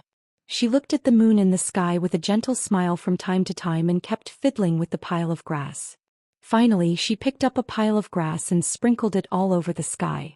Then she slowly rose into the sky and flew through the drifting grass, like Chang'e flying to the moon, towards the misty palace high up in the sky. Xiantian Island under the moonlight had a unique charm. The moonlight and starlight were also reflected in the boundless lake, which made people mistakenly think that Xiantian Island was floating in the vast sea of stars. It was a beautiful sight. Furong and Ziyi would never get tired of looking at this beautiful scenery. The two girls foolishly laid on the grass by the lake and counted the stars. However, they messed up their count, so they started over again. Their behavior was similar to someone's behavior in a faraway place. On the roof, Bai Changchun stood with his hands clasped behind his back, looking at the stars in the distance. Nongzhu sat comfortably on the side and said, "Old Bai, you're finally back. I thought you were really going to stay in front of the 9th Netherworld cave. Of all the things you like, why do you like to fight?" Bai Changchun slowly replied, "I've already told the Ghost King outside the 9th Netherworld cave that if there are more people from the underworld coming out from the 9th Netherworld cave, just lead them here. I'll be there anytime." "You're crazy." Nongzhu suddenly stood up. She couldn't be comfortable anymore. She looked around with some lingering fear and said, "You're crazy, you're not afraid. But we can't be compared to you. What if the masters from the underworld suddenly come? Won't we be in trouble?" "Don't worry. As long as someone from the underworld comes out, I'll know in advance. You can also leave in advance." Bai Changchun looked away from the distant starry sky and fell on Furong, who was counting the stars by the lake. He said quietly, "When you leave, remember to take Furong with you to your purple bamboo forest." Hearing the first part of his words, Nongzhu was just relieved. But when she heard the second part, her heart tightened again. She asked suspiciously, "Old Bai, tell me honestly, if there are some top masters from the underworld, are you sure you can defeat them?" Bai Changchun nodded calmly and said, "Yes, I'm not sure. After all, we haven't seen how strong the real masters from the underworld are. But I'm still eager for a fight. The stronger the opponent, the better. It's best if he can force me into a desperate situation. I've been exploring another way of cultivation by myself without any reference. I want to improve my strength, but I don't know where to start. Only when I meet someone stronger than me, the stronger the better. Only when I experience a fight like that with all my strength, I believe I can find a way to improve my strength by leaps and bounds and break through the realm that I've been wanting to touch." Nongzhu was dumbfounded. She swallowed hard and said, Your cultivation has reached this level and there's still a chance to improve by leaps and bounds? Then, what kind of realm is that? The Tao. Bai Chongqun murmured, the Tao, can be Tao, is not the Tao. Nongzhu was confused and said with confusion, what Tao can be Tao and is not the Tao? Oh Bai, what are you talking about? If Yu Qianzhou had heard this, he would have doubted whether Bai Chongqun was also a time traveler. The Tao can be Tao but is not the Tao? Isn't it from the Tao Te Ching? Although he couldn't recite the whole Tao Te Ching, he could casually say the first few sentences. Bai Chongqun shook his head slowly and said, I don't know myself. I only feel that I've touched something but I can't understand it clearly. So I need to fight with all my strength. Maybe the enlightenment is only at the moment of the battle. My self-enlightenment cultivation method is different from yours. Once I have an epiphany, my cultivation will reach another realm in a flash. Compared with the previous realm, it's not too much to describe it as like the clouds and mud. Ah. Nongzhu's mouth was wide open. He even doubted whether he had heard it wrong. Bai Chongqun's current cultivation was already terrifying enough. Once he broke through to a new realm, the original horrifying cultivation would be like the mud, while the new realm would be as noble as the clouds. One was in the sky while the other was on the ground. Was there such a huge difference in cultivation? Oh Bai, are you kidding? Although Nongzhu knew that Bai Chongqun wouldn't lie, he still couldn't help asking. Bai Chongqun didn't pay any more attention to him. He stared at the night sky and murmured to himself, maybe the new realm can make me reborn and rebuild my body. Nongzhu was completely dumbfounded. He looked at Bai Chongqun as if he was a monster. Yu Qianzhou suddenly appeared in a hidden call not far from the spirit-fragrant valley. He floated to the top of a large tree at the top of the mountain and looked around. His gaze locked onto a valley with flickering lights. Those lights were not real lights, but the fluorescent stones that were commonly used by cultivators. Obviously that valley was Lingfang Valley. It was impossible for ordinary people to use fluorescent stones, which were only used by cultivators, in such a deep mountain. The basis of this judgment was a silver ball that was set up by the scouts in Lingfang Valley. He came here to see how the Temptress and Yen Yu were doing in Lingfang Valley.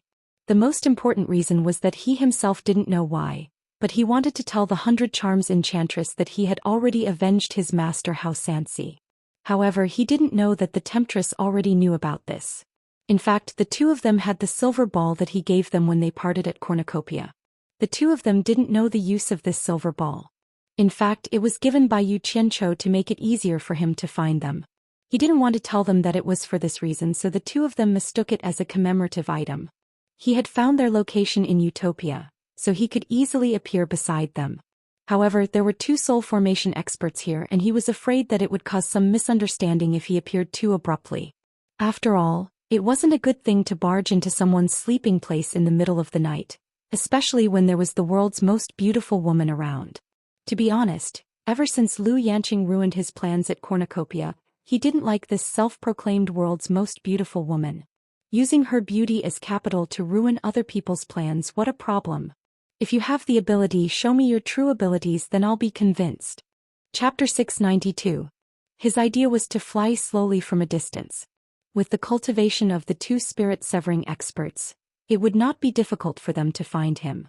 When they met, he would explain his purpose of coming and naturally, there would not be any misunderstanding.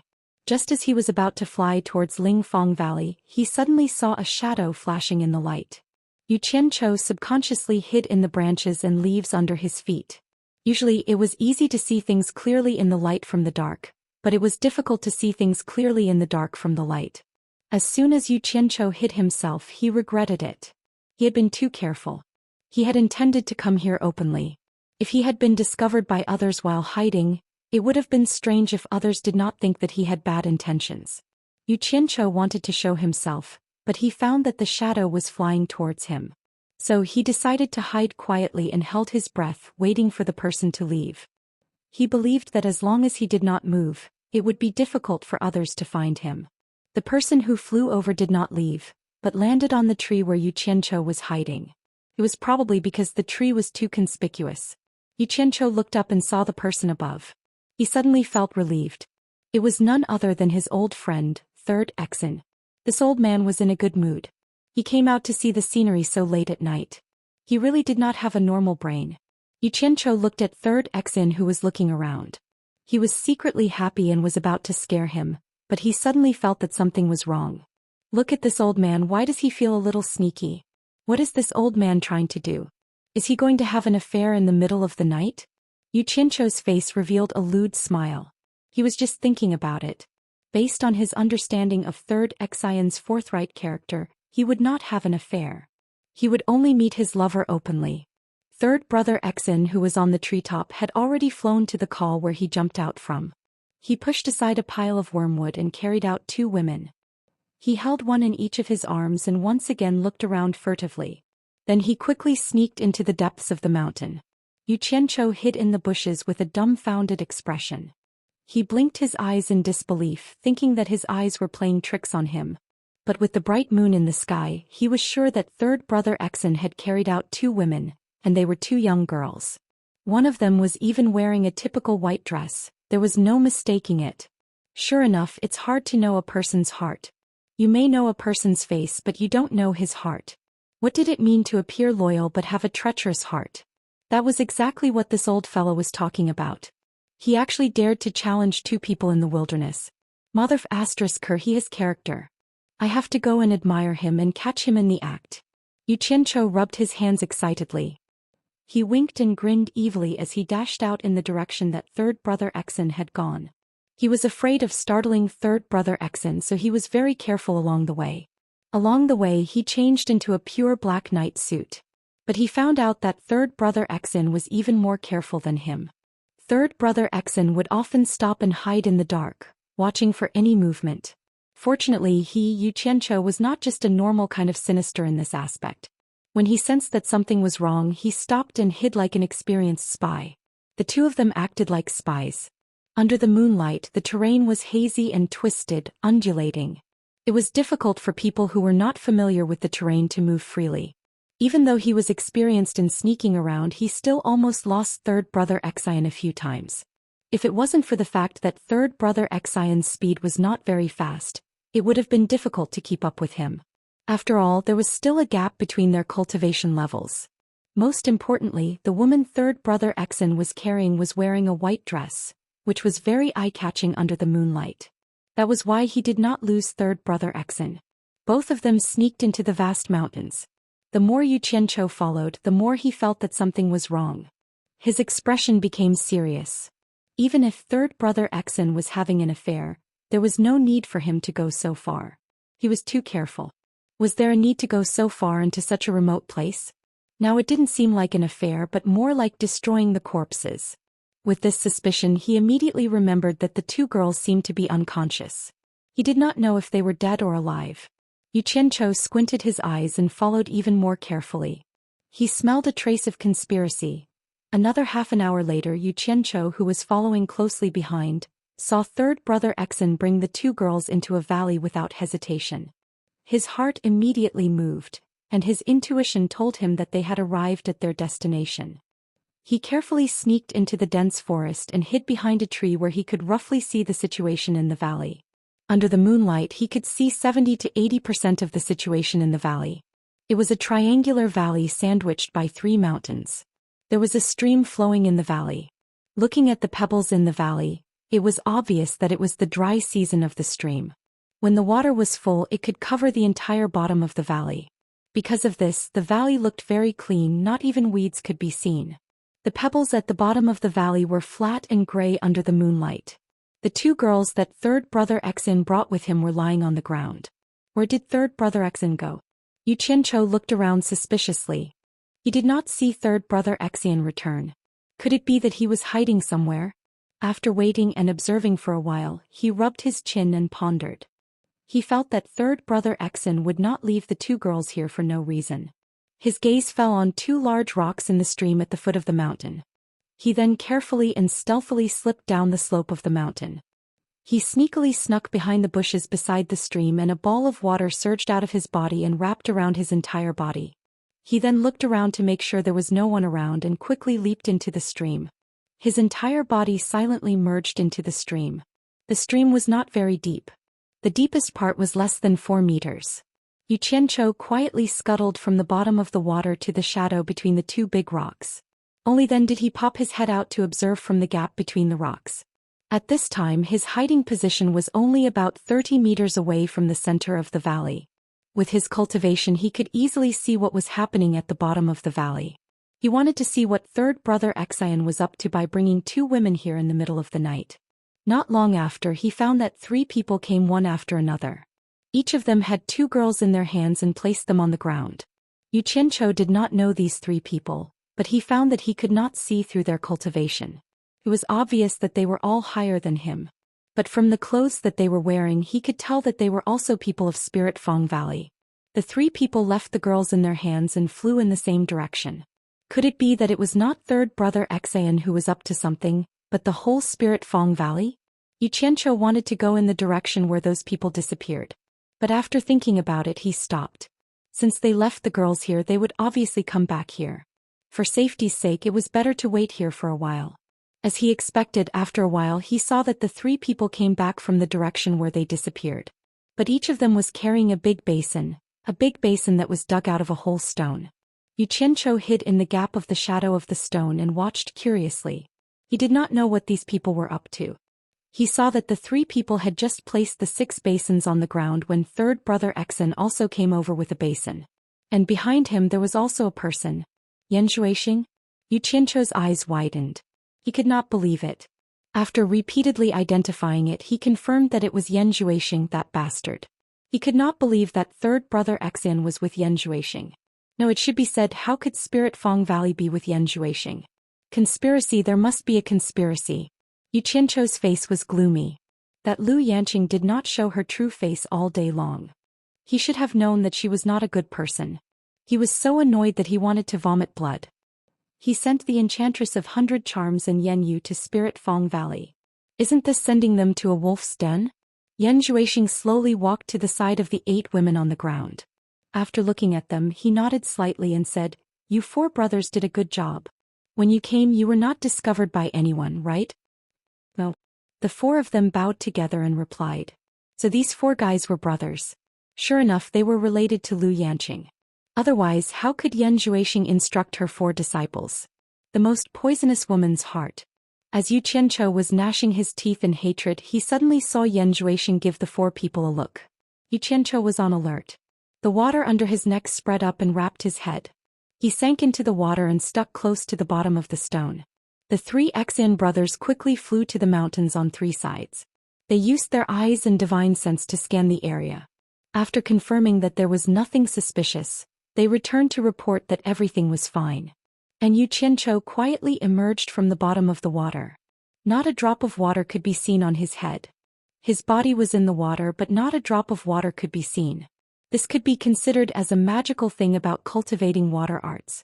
Zhou instructed the 4 of them to position the 7 basins on the ground, while he shot a beam of black light at 7 of the 8 girls. The 7 girls woke up one after another, but when they saw the surrounding scene, they could not help but scream in fear. As a result, Zhou's eyes suddenly flashed with red light. In an instant the 7 girls' minds were captured. The 7 girls immediately stood up in a daze. They looked at Zhou and began to take off their clothes with a silly smile. After a while, 7 exquisite white and tender bodies appeared under the bright moonlight. King Red-Eye Disease bastard. Xianxia cursed with a twisted expression. He had experienced Zhou's pair of red demon eyes, so he naturally knew its power. But what made him unbearable was that these girls were actually mortals. They were not people of the cultivation world at all. This bastard actually used demonic techniques on mortals and used such despicable means to desecrate mortals. At the same time, what puzzled Xianxia was that he found that Zhou's cultivation was similar to his in the cornucopia, but now he could not see through it. Obviously, Zhou's cultivation had broken through again. Such a godly cultivation speed, coupled with his vicious thoughts and methods, and most importantly, this person was opposing him, so he absolutely could not be allowed to live. Xianxia's eyes narrowed as he sized up the situation. He had already made preparations to launch a sneak attack. Chapter 693. Zhou looked up at the night sky and didn't know what he was looking at. Then he walked to the middle of the 7 stone basins. The 3 brothers of X and Lao San swept in 4 directions and stood still. At the same time they looked around vigilantly as if they were guarding. The 7 naked girls walked towards the 7 arranged basins without feeling anything. One of them stepped into a stone basin, sat down and lay on their side in the basin. Half of the basin was empty and the other half was full of people. Felt a bit like the Taiji painting. The 7 basins were like plates with good dishes and the girls inside were the dishes on the plates. Xianxia looked confused. He didn't know what Yan Zhuixing wanted to do. Under the starry sky this scene looked like some kind of sacrifice. Did this jealous person want to sacrifice living people? After the 7 girls lay in the stone basin, Yan Zhuixing walked to a basin and took out a pot of 7-star blood orchid from the storage bag. He inserted one hand directly into the flower pot and dug out the blood orchid together with the soil. He carefully placed the empty flower pot outside the pot. Then he took out 6 pots of blood orchid and put them into the remaining 6 stone basins in the same way. When Xianxia saw the 7 pots of blood orchid, he was so angry that his teeth itched. Obviously they were the 7 blood orchids that were bought from him. Although these 7 pots of blood orchid had grown very luxuriant, he was sure that they were his. The only thing that made him feel strange was that the flowers of the 7-star blood orchid were all white. Why were these 7 black flowers? He secretly pondered in his heart. It must be this jealous person who used some evil magic. Yan Zhuixing then sat cross-legged in the middle of the arranged stone basin. He looked straight ahead with cold eyes, and his body began to emit bursts of black mist. The black mist gradually spread and became thicker and thicker. It slowly enveloped the area within a radius of 10 meters. Yan Zhuixing's movement couldn't be seen at all. It was much thicker than the black mist released from his body before. Obviously his demonic skills had made a lot of progress. A rolling black mist suddenly appeared in the valley under the starry sky. This scene looked a little strange and an abnormal aura spread in all directions. Xianxia, who was hiding in the water, couldn't help it. Now was a good opportunity. It was a good time to take advantage of the black mist to launch a sneak attack. But in the end he still endured it. He wanted to see what this jealous person was doing. Maybe he could figure out what Lingfeng Valley was conspiring with this guy. Suddenly, 7 spots of red light appeared in the black mist, shining and swimming in it. At the same time the black mist tumbled rapidly and quickly retracted. Yan Zhuixing's seated figure appeared once again. In the blink of an eye the black mist condensed into 7 balls. The 7 balls tumbled and gradually took shape, forming 7 seemingly solid black snakes. They were black flying snakes. The snake's head flashed and danced around Yan Zhuixing. Xianxia had never seen such a strange scene before. Just as he was secretly alarmed, he suddenly saw Yan Zhuixing sit still and say, "Go." The 7 black flying snakes bent their bodies and shot into the 7 stone basins with a whoosh, like arrows being shot from a crossbow. Xianxia, who was hiding in the river, could see the blood splashing out from the 7 basins. His eyes immediately widened and his muscles tightened. He knew that the 7 girls were probably done for. He regretted not making a move earlier, but it was too late now. In order to find out, he bit his lips and resisted the urge to rush out.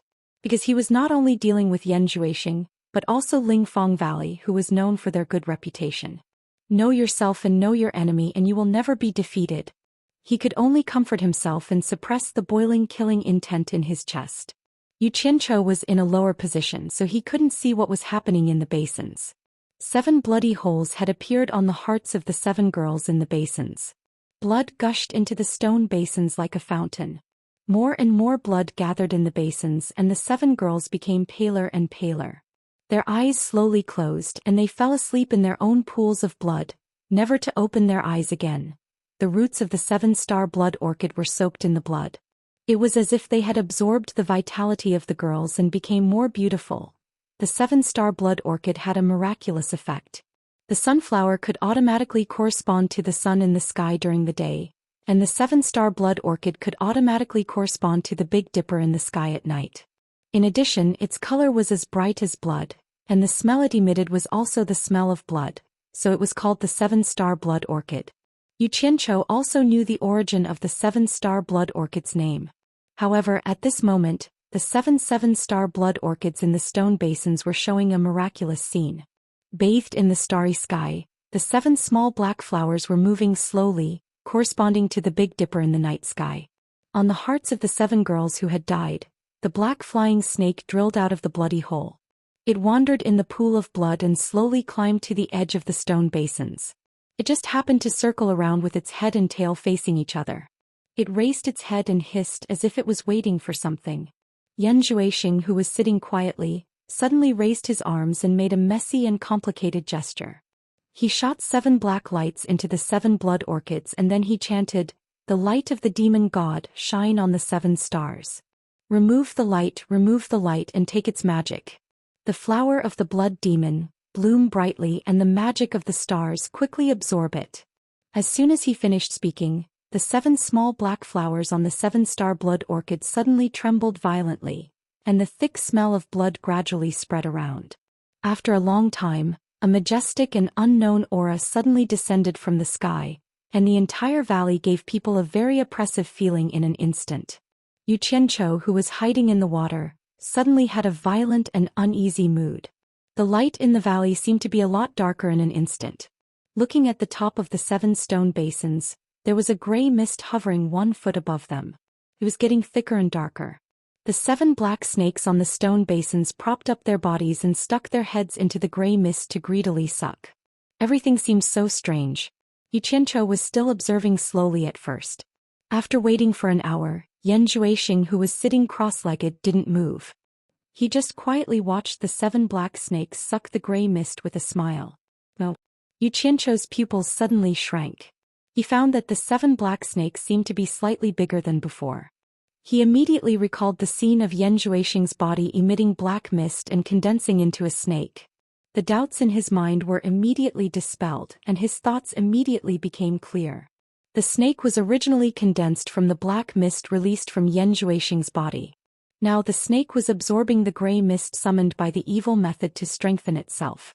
In other words, Zhou would also become stronger after absorbing the snake back into his body. This might be the secret of Zhou's rapid cultivation increase. After understanding it, Xianxia immediately regretted it. He had sacrificed the lives of the 7 girls in vain.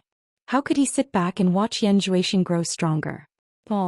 Countless black flying swords suddenly rose from the stream and shot out like a torrential downpour.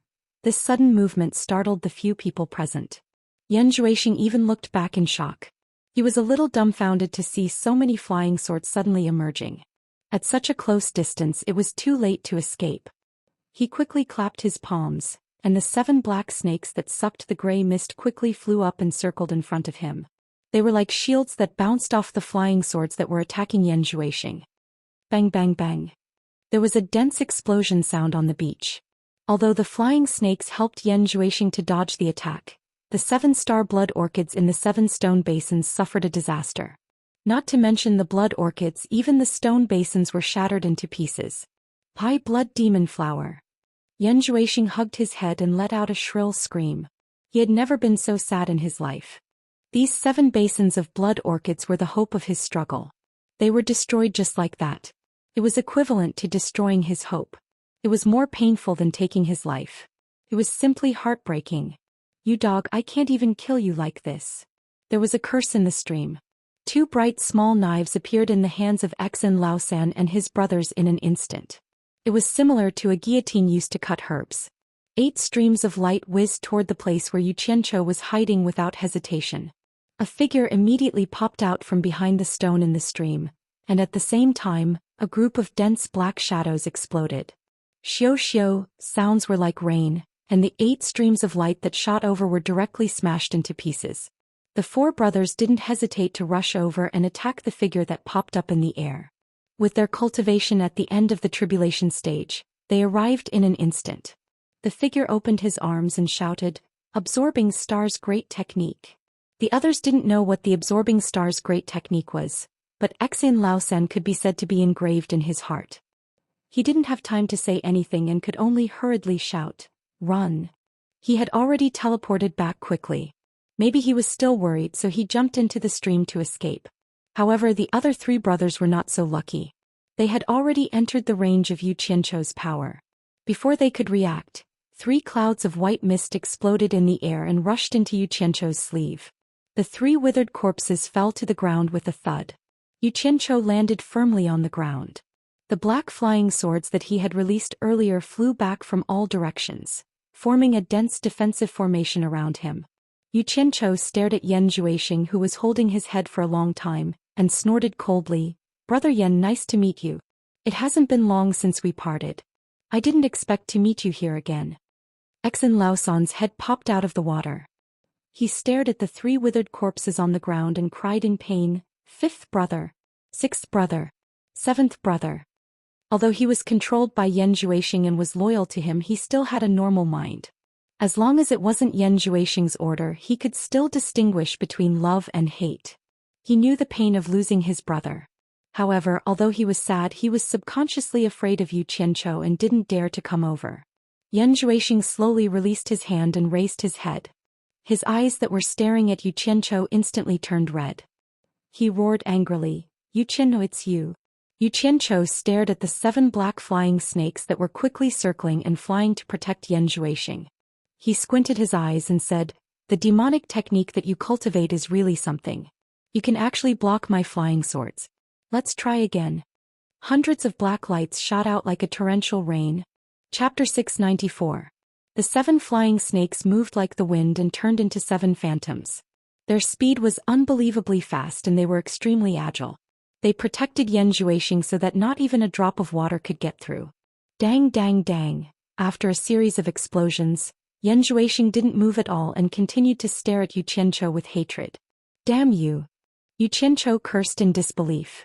His attack didn't have any effect and the flying sword immediately rolled back to his side to protect him. The 7 flying snakes slowed down as well. They shook their heads and wagged their tails as they wriggled in the air. They looked at Yu Qianchou with ferocious expressions and their eyes shone with a frightening red light. To be honest, Yu Qianchou had always been very confident in his black fire flying sword. It was invincible and it had long become his trump card. Until now, most of the experts who had died in his hands had died under the black fire flying sword. He didn't expect to meet his nemesis today. 7 treasures. Yu Qianchou's eyes revealed a look of envy and he wanted to take them for himself. The flying sword was dead, but the 7 flying snakes were alive. Regardless of speed or agility, the flying sword couldn't compare to them. What was rare was that they were very sturdy.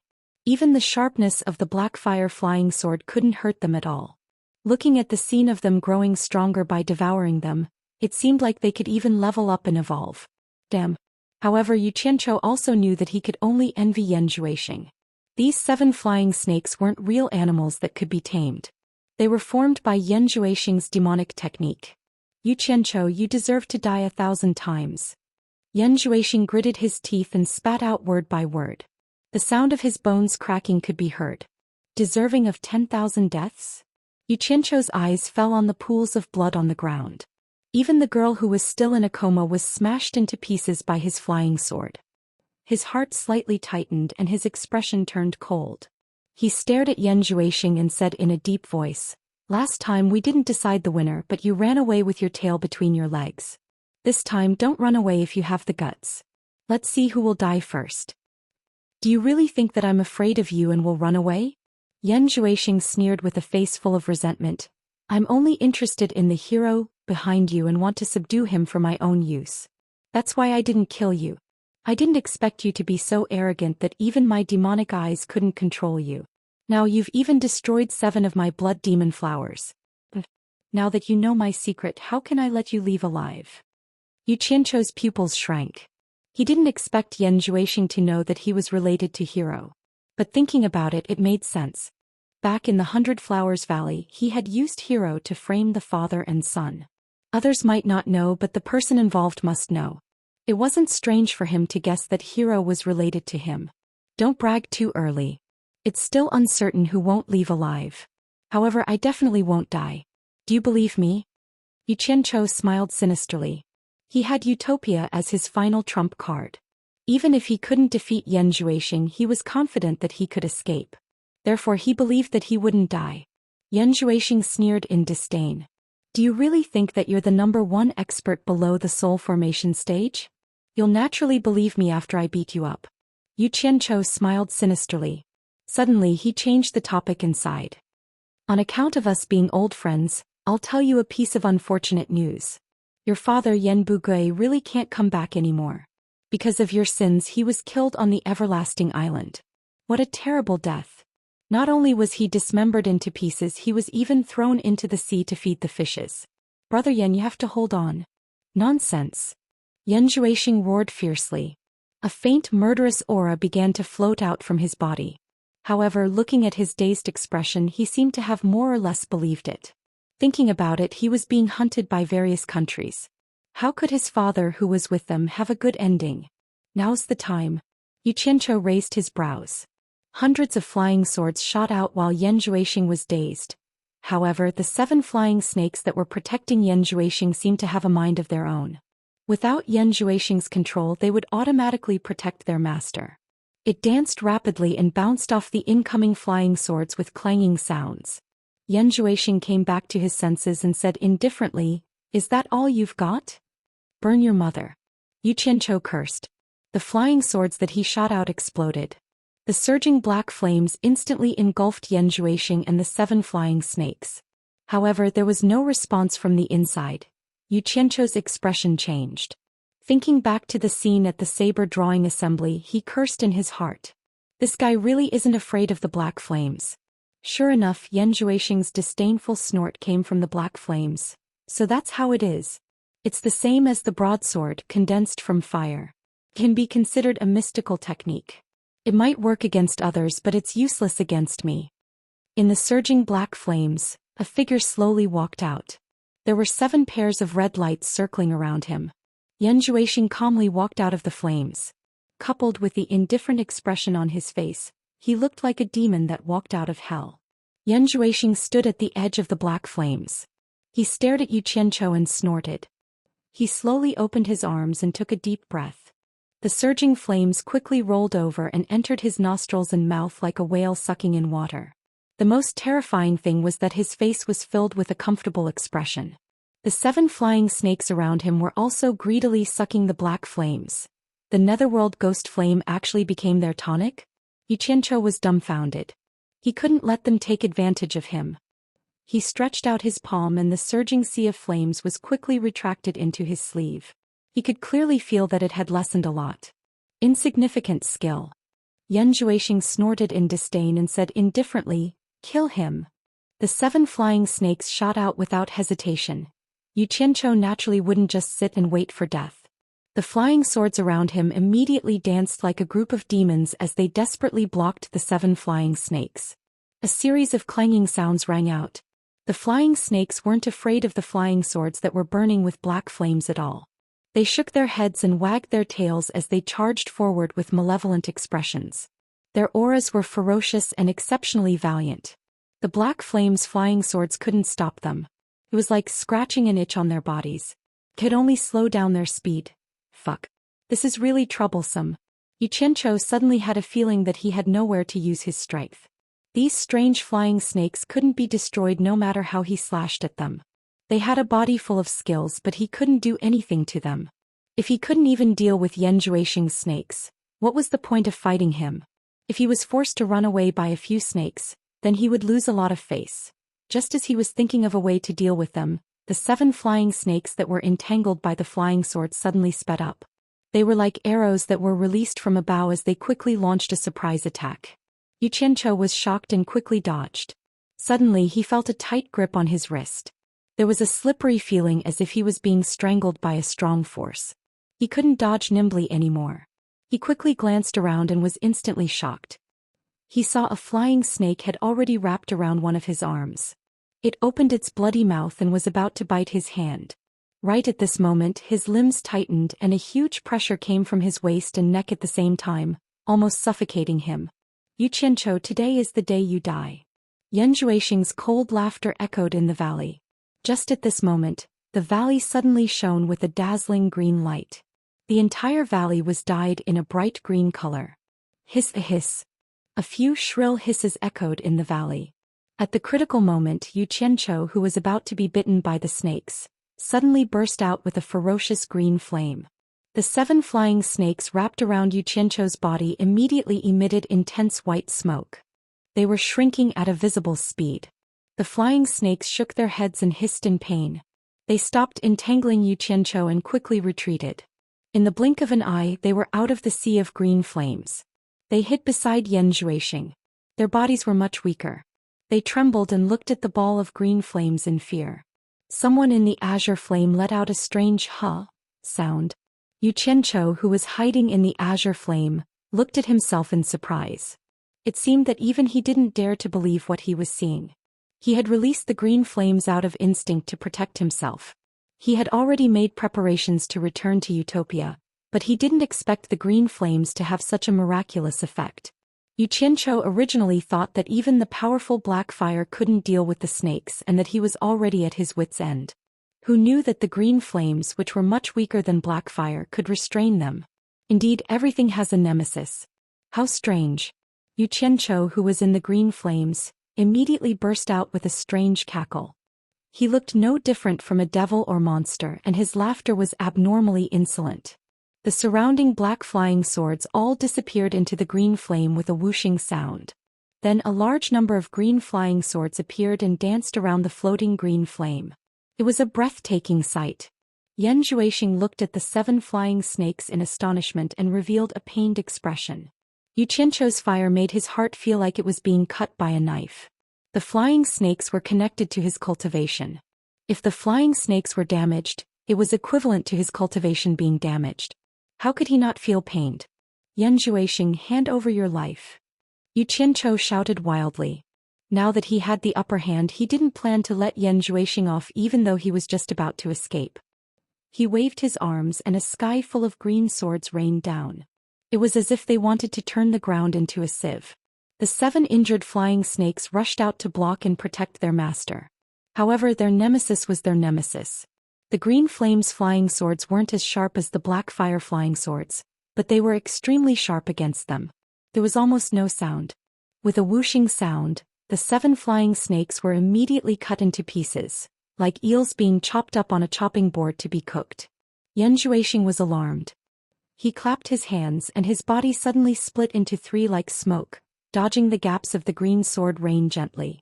3 shadows that were as light as smoke swiftly devoured the snake fragments that were scattered in the air.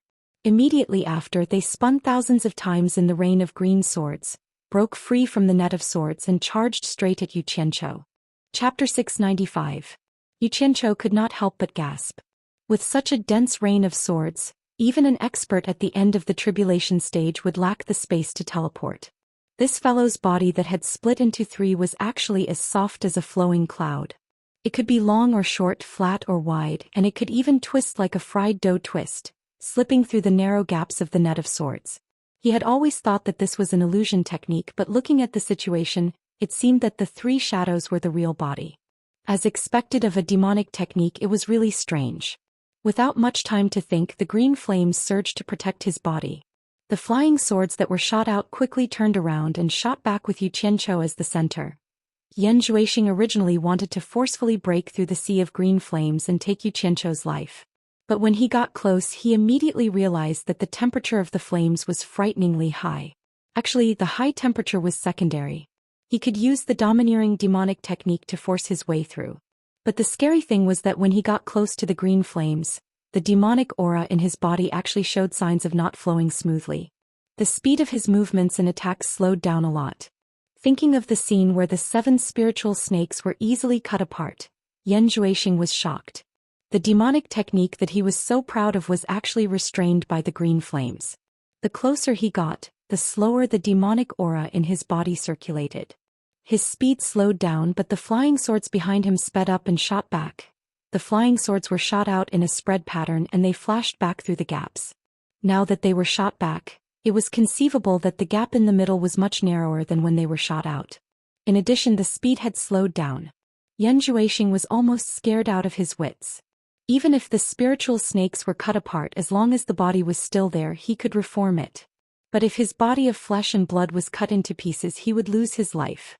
In front of him was Yu Qianzhou's sinister smile. Even if he was furious and wanted to tear him into pieces, it was not as important as saving his own life. The faces of the 3 phantoms were almost indistinguishable. They quickly broke away from the sea of fire that was pressing towards them. Like drifting clouds and smoke, They made hundreds and thousands of turns and narrowly passed through the green sword net. Xianxia was amazed. This demonic technique was really too magical. It would be great if he had the chance to practice it. However, as soon as he recalled the tragic deaths of those girls, he immediately dispelled that thought. He didn't think that he was a good person, but as a man, no matter if he was despicable or shameless, good or bad, he had to have something in his heart that could support the heavens and the earth. There were things that he could do and things that he couldn't. Only then would he be worthy of being a man. As soon as the 3 wisps of green smoke left the sword net, they immediately combined into one on the way back. Yan Zhuoxing's original body immediately appeared in the air. However, his current image was a little too horrible to look at. There was no trace of her hair crown, and nearly half of her long hair had been shaved off. Her clothes were tattered, and it was unknown how many cuts there were on her body. Fortunately, she was not injured. It could be seen how much of a risk he had taken to escape just now. He had practically brushed past the edge of death or serious injury to escape. This was all thanks to the miraculous demonic arts he had cultivated. The entire valley was dyed with green light. The stream reflected the green light like a green jade belt. Third brother Exen, who had his head above the water, was dumbfounded as he watched the two fight.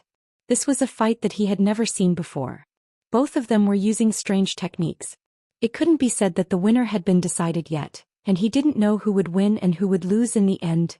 Yan Zhuoxing, whose clothes were tattered and hair was disheveled, gnashed his teeth as he checked his body. He shouted angrily, "You Qianzhou, I won't forgive you. Use your brain before you speak.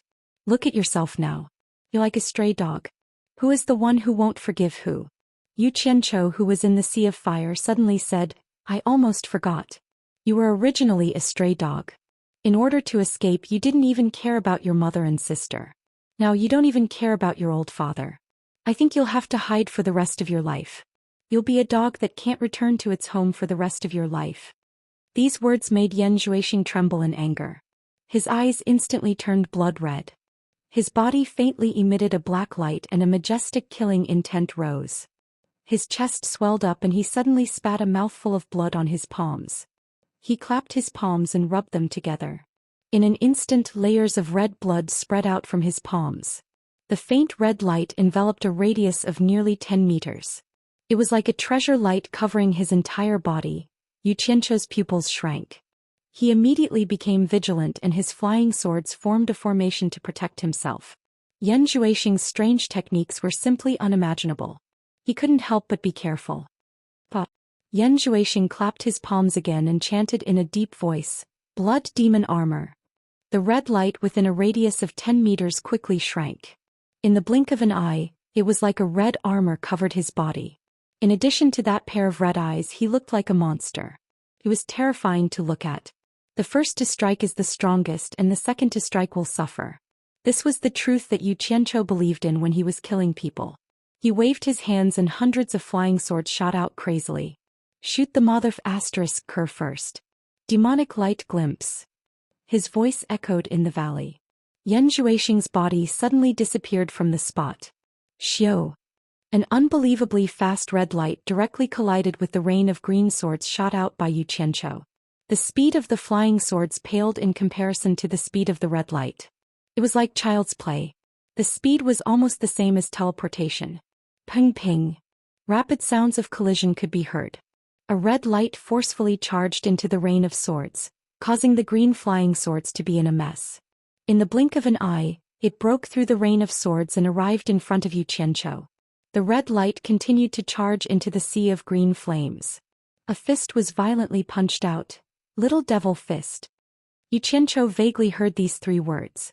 The speed was too fast. The 3 words "little devil fist" and "demonic light glimpse" were almost superimposed together.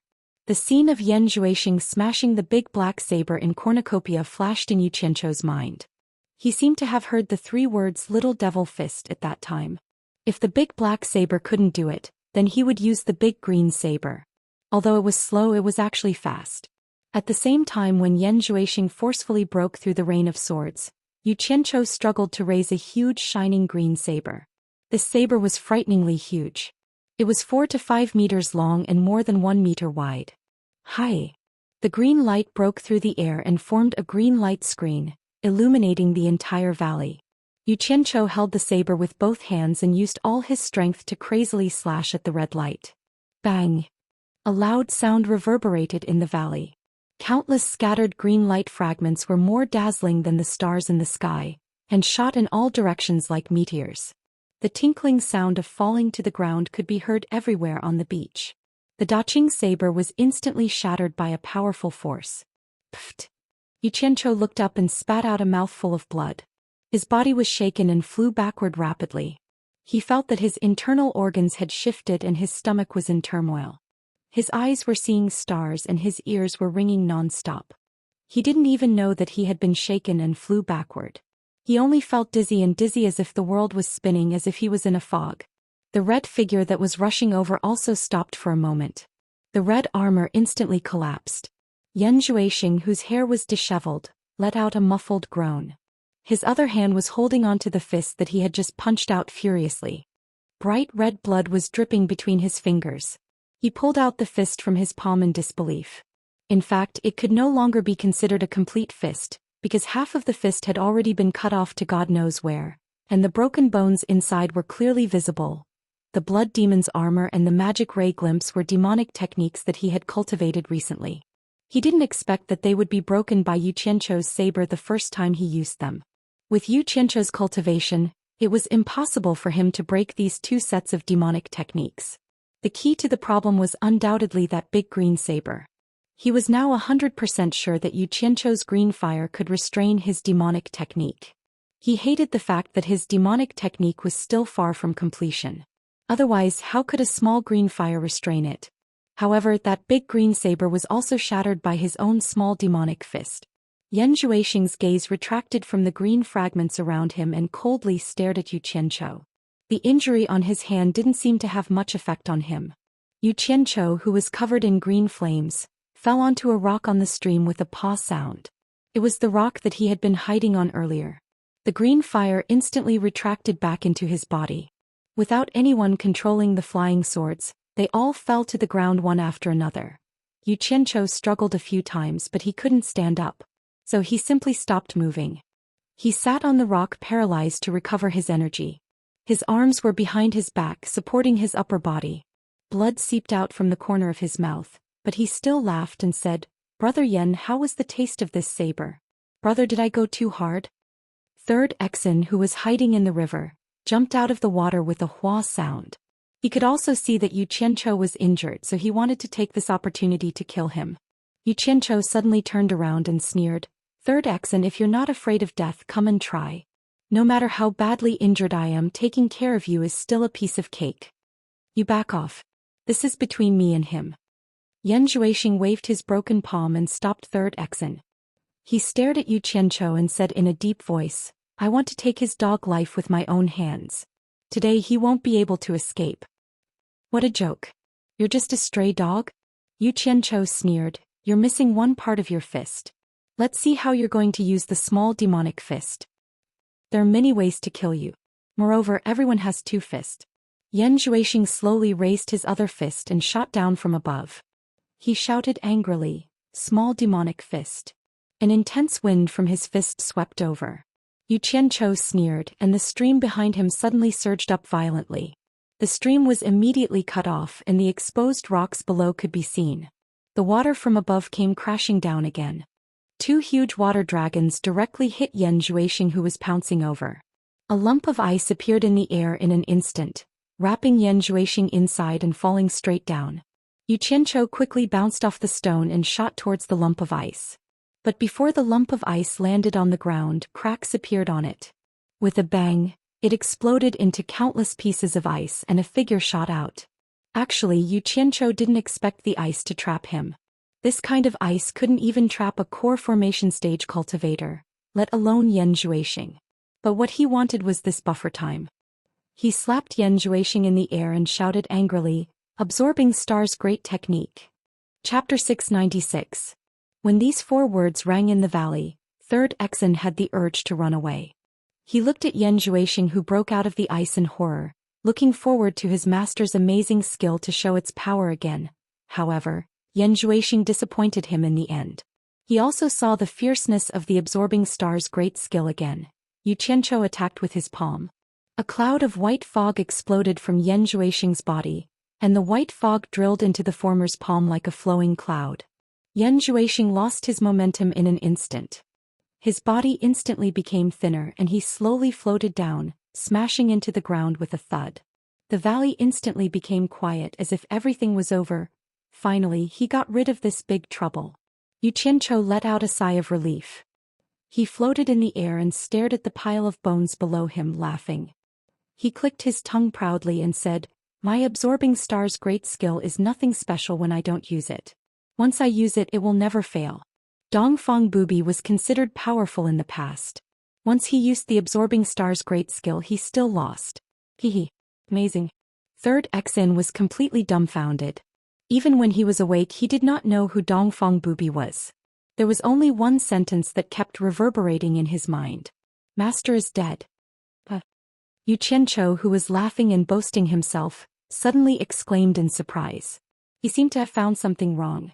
Logically speaking, a person who was hit by his absorbing star's great skill and had all the water in his body sucked dry should be smashed to pieces when he fell from a height of more than 10 meters. However, Yan Zhuixing's dried corpse, although it was already like a skeleton, was still standing there. It looked a little strange. At this moment, a ball of black light suddenly appeared from Yan Zhuixing's body. It spread out and quickly protected his corpse. As the ball of black light emerged, Yu Qianchou suddenly sensed a terrifying aura that caused one's heart to palpitate. It was desolate, ancient, and the entire valley seemed to have instantly traversed through space and returned to the distant past. The unknown aura was so terrifying that it made people suffocate. It was so thick and powerful that it was indescribable. He was clearly looking down from the sky, but it was as if he was looking up at a towering, majestic mountain. It made his heart surge with emotions, but also filled him with endless trembling. The instant the black light enveloped Yan Zhuixing's corpse, the surrounding ice cubes all clanked and bounced on the ground.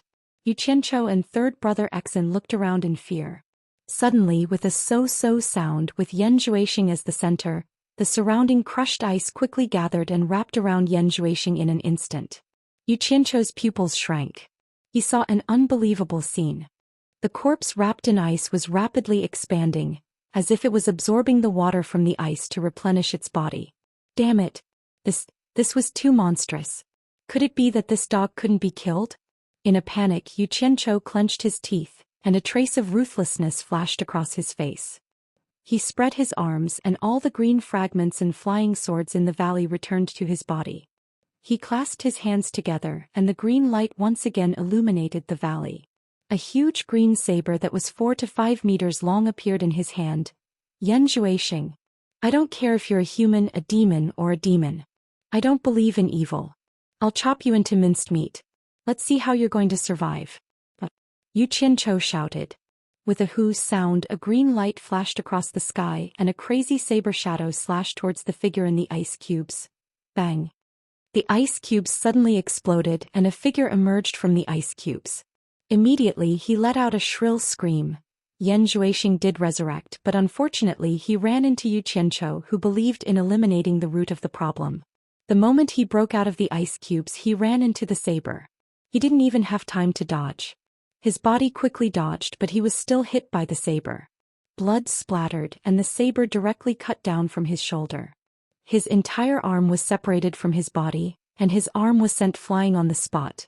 When Yu Qianchou became ruthless, he was definitely a ruthless character. There was no such thing as mercy. What he wanted was Yan Zhuixing's life. How could an arm satisfy his desire? He shouted with a ferocious face, "Give me your life." The saber followed Yan Zhuixing's dodging body and chased after him. Yan Zhuixing, who had already lost a lot of vitality, desperately waved a little devil fist with his other hand and smashed it on the broad saber. With a loud dang sound, the saber was immediately shaken off. However, it seemed that he had the will but not the strength. He who had lost a lot of vitality had no strength to shatter the great green saber. He could only shake it off. Taking advantage of this gap, he quickly dodged and drew an arc downwards.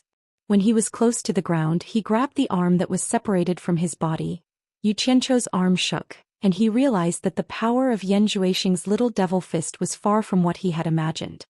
He immediately understood that this kid was too heavily injured and didn't have much lethality. In other words, now was the best time to kill him. He must not miss this opportunity. The terrifyingly large great green saber quickly slashed again.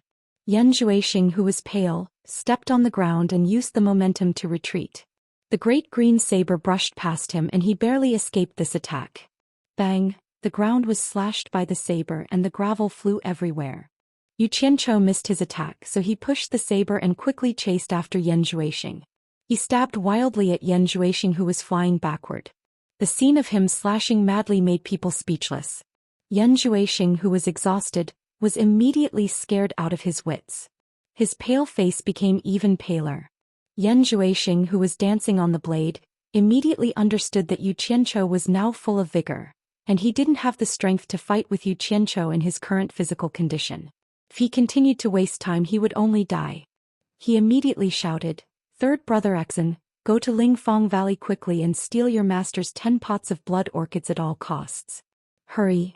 Third brother Exen immediately flew away without hesitation, and the direction was Lingfang Valley. 10 pots of blood orchids?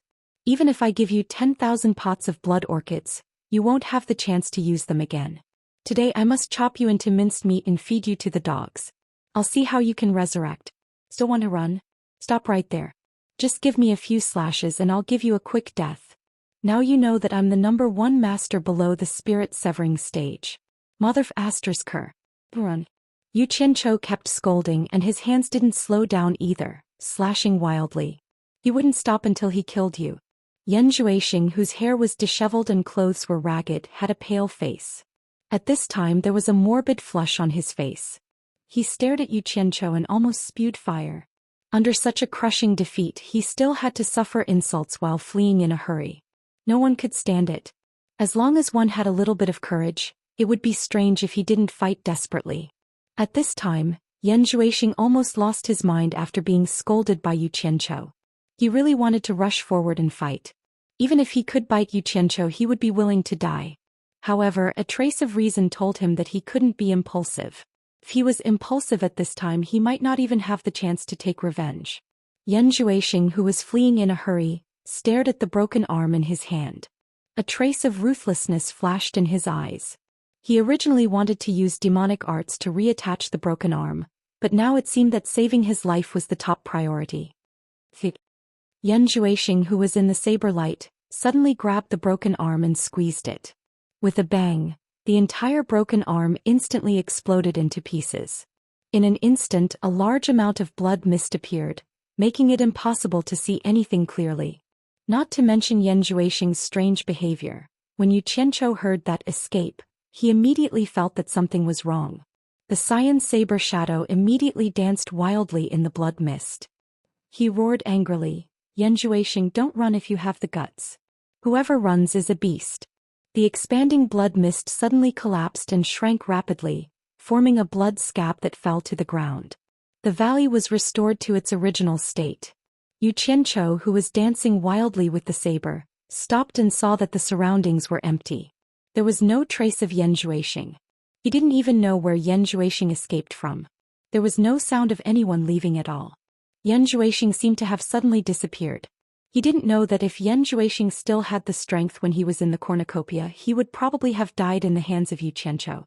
However, during this time, Yan Zhuixing, who had used the 7-star blood orchid to successfully break through to the middle stage of crossing calamity, practiced a few demonic arts that he could barely dabble in, and saved his life at the critical moment.